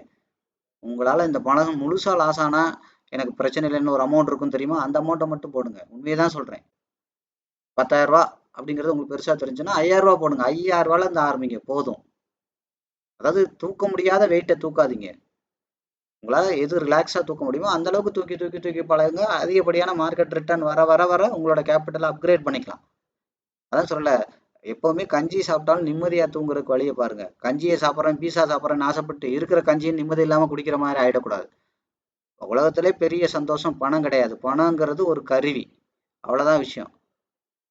சந்தோஷங்கிறது வந்து பாத்தீங்கன்னா பணத்தால வாங்க முடியாது. நம்ம வாங்குவோம்னு நினைச்சிட்டு இருக்கோம், ஆனா வாங்க முடியாது. பணத்தை சரியா ஹேண்டில் பண்ணாதான் பணம் நல்ல ஒரு வேலைக்காரன். நீங்க பணத்தை சரியா ஹேண்டில் பண்ணினா பணம் உங்களுக்கு எஜமான் ஆயிரும். நீங்க பணத்துக்கு அடிமை ஆயிருவீங்க. பணத்துக்கு அடிமை ஆகாதீங்க. பணங்கிறது ஒரு நல்ல வேலைக்கார மாதிரி. அதை எப்படி ட்ரீட் பண்ணணுமோ, அதை எப்படி யூஸ் பண்ணணுமோ அந்த மாதிரி யூஸ் பண்ணிட்டீங்கன்னா சாகுற வரைக்கும் பணம் உங்களுக்கு நல்ல வேலைக்காரனா இருக்கும். அப்போ அந்த அந்த பணத்தை பத்தின சரியான புரிதலோட இருங்க. அப்போ நீங்கள் உங்களை நீங்கள் காப்பாற்றிக்கணும். அப்போ ஒரு நாளைக்கு 24 மணி நேரம் இருக்குது. 24 மணி நேரத்தில் 12 மணி நேரம் உங்களுக்கு எது சோறு போடுதோ அதை டெடிக்கேட்டடாக ஒர்க் பண்ணுங்க. மீதம் 8 மணி நேரம் இருக்குது, நல்லா தூங்கு. மீதம் இருக்கிற 12 மணி நேரம் இருக்குது, 8 மணி நேரம் நல்லா தூங்குங்க, நல்லா ரெஸ்ட் எடுங்க, நல்லா சாப்பிடுங்க. மீதம் 4 மணி நேரம் இருக்கும், தேடி கண்டுபிடிங்க அந்த 4 மணி நேரம் எங்கெல்லாம் இருக்குன்னு. அதில் டெய்லி ஒரு அரை மணி நேரமோ 1 மணி நேரமோ நீங்கள் ஒரு எம்ப்ளாயர் இருக்கீங்கன்னா அடுத்த ஏதாவது ஒரு கோர்ஸ் கற்றுக்கிறதுக்கு செலவு பண்ணுங்க. புரியுதா? இல்லை உங்கள் ஸ்கில்லை வளர்த்துக்கிறதுக்கு ஏதாவது ஒன்று செலவு பண்ணுங்க. இல்லை ஒரு ஸ்போக்கன் இங்கிலீஷ் ஏதோ ஒன்று கற்றுக்குங்க. புரியுதுங்களா? அடுத்து ஏதோ ஒன்று பண்ணுங்க. வாழ்க்கையில் அடுத்த கட்டத்துக்கு போகிறதுக்கு ஏதோ ஒன்று பண்ணுங்க. உங்களுக்கு வேஸ்ட்டாக போகிற டயத்தை கண்டுபிடிச்சி அதை முதலீடு பண்ணுங்க. அடுத்து என்ன பண்ணுங்க, உங்களால் தாங்கக்கூடிய ஒரு அமௌண்ட் இருக்கும். அதாவது இந்த பணம் போனாலும் பரவாயில்லைங்க. இல்லைன்னா நான் அடிக்கடி சொல்லுவேன், நீங்கள் ஸ்மோக் பண்ணுறாங்களா இருந்தால் ஒரு நாளைக்கு ஒரு சிகரெட்டை நிப்பாட்டுங்க. டீ காஃபி குடிக்கிற குடும்பமாக இருந்தால் காலையில் சாயங்காலம் குடிக்காதீங்க, ஒரு வேளையை நிப்பாட்டுங்க. இதெல்லாம் நிப்பாட்டுங்க. மாதம் ஆனால் ஒரு 500 1000 ரூபாய் கண்டிப்பாக சேரும். அதை கொண்டு போய் முதலீடு பண்ணுங்க. அப்போ நீங்கள் கொஞ்சம் கொஞ்சமாக பண்ணுவீங்க.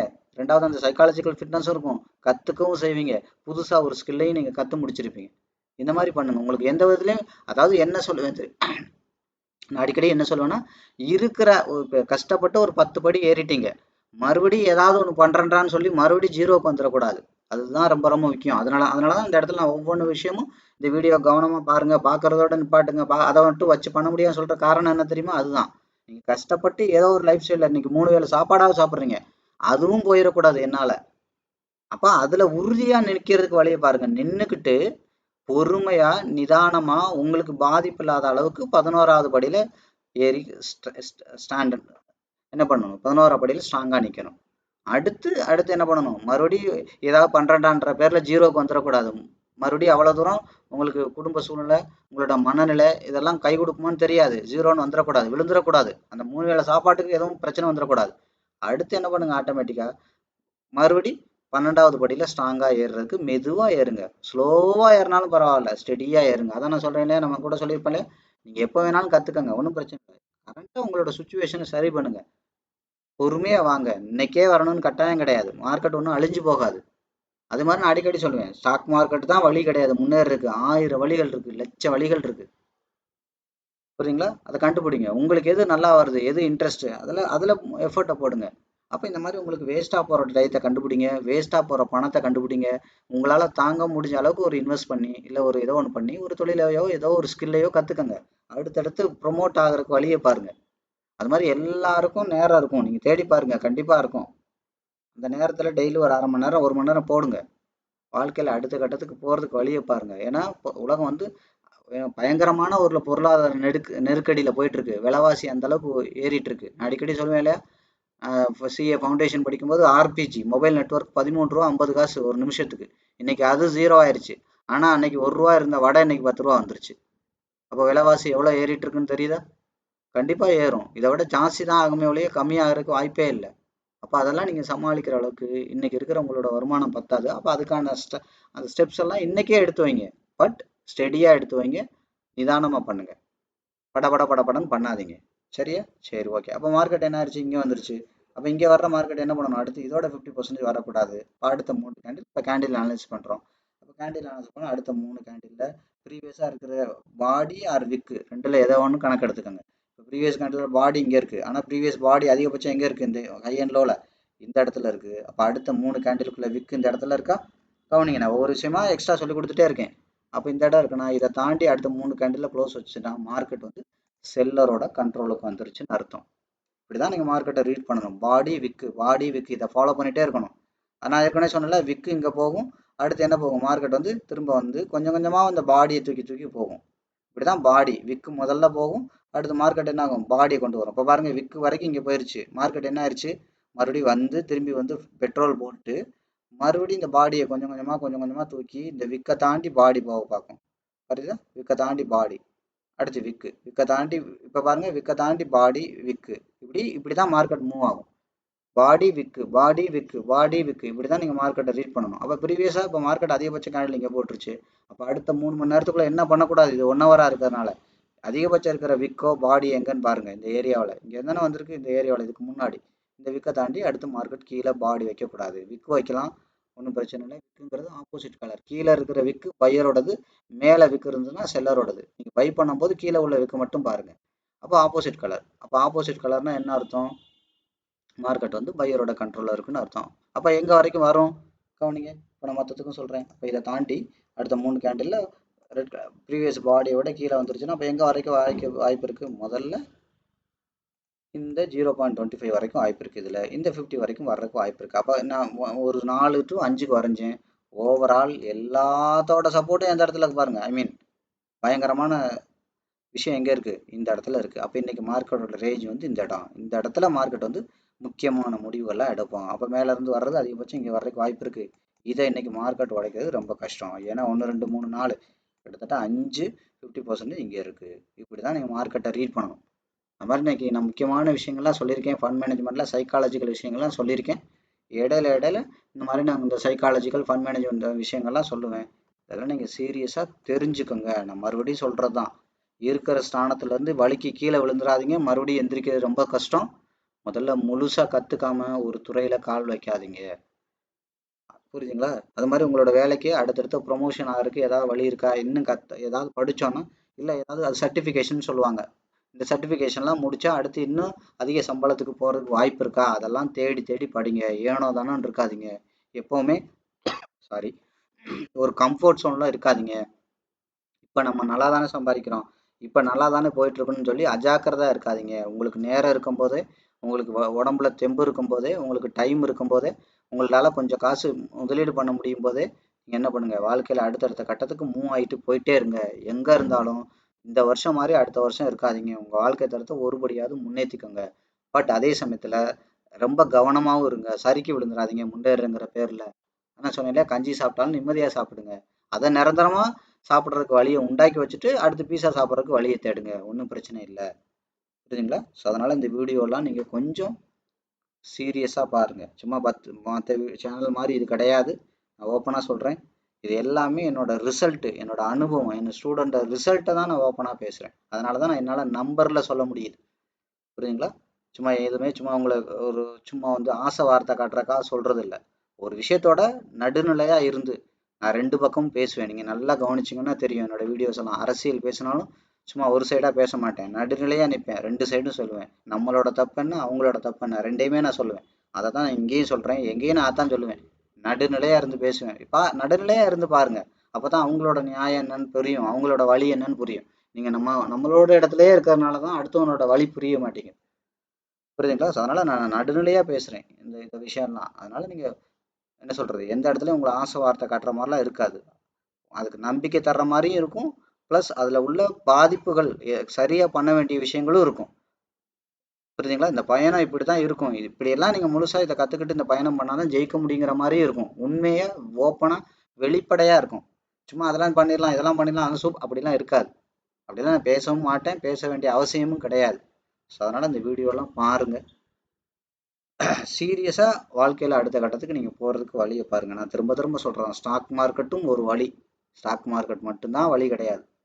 நிறைய வழிகள் இருக்குது வாழ்க்கையில் அடுத்த கட்டத்துக்கு போகிறதுக்கு. ஸோ உங்களுக்கு எது கம்ஃபர்ட்டாக இருக்கோ, உங்களுக்கு எது என்ன சொல்கிறது, இதுதான் உங்களுக்கு ஈஸியாக இருக்கும், அந்த வழியில் போங்க. எல்லாருமே ஸ்டாக் மார்க்கெட் வரணும்னு அவசியம் கிடையாது. புரியுதுங்களா? பட் இங்கே வந்தீங்கன்னா இங்கே உண்டான நேர்த்தியோடு வாங்க. சும்மா ஒரு 2 வீடியோ பார்த்ததுனால நான் பண்ண முடியாது. அந்த ஃபிட்னஸ்ஸு ஃபண்ட் மேனேஜ்மெண்ட் ரொம்ப ரொம்ப முக்கியம். அது இல்லைன்னா 100% உங்கள் பணம் போயிடும். நான் ஏற்கனவே சொன்ன மாதிரி ஒஸ்ட் ஆயிடுவீங்க. அடிக்ட் ஆகிட்டிங்கன்னா ரொம்ப கஷ்டம். நீங்கள் எந்திரிக்கவே முடியாது. கடைசி வரைக்கும் உங்கள் லைஃப் ஸ்டைலில் நீங்கள் மாற்றிக்கவே முடியாது. அது ரொம்ப ரொம்ப கஷ்டம். அவ்வளோ மோசமான தொழில் இது. இந்த தொழிலில் எந்த தொழிலுமே அப்படி தான். நீங்கள் சரியாக பண்ணி சறுக்கி விழுந்துட்டிங்கன்னா மறுபடியும் அதிலேருந்து மீட்டு வர்றது ரொம்ப கஷ்டம். புரியுதுங்களா? ஸோ அதனால் கொஞ்சம் கவனமாக பாருங்கள். கவனமாக டிசைட் பண்ணுங்கள் வாழ்க்கையில் எந்த முடிவு எடுத்தாலும். சரியா? கான்ஃபிடென்ட்டோட பண்ணுங்கள். அனைவருக்கும் இந்த வீடியோ பார்த்ததுக்கு நன்றி.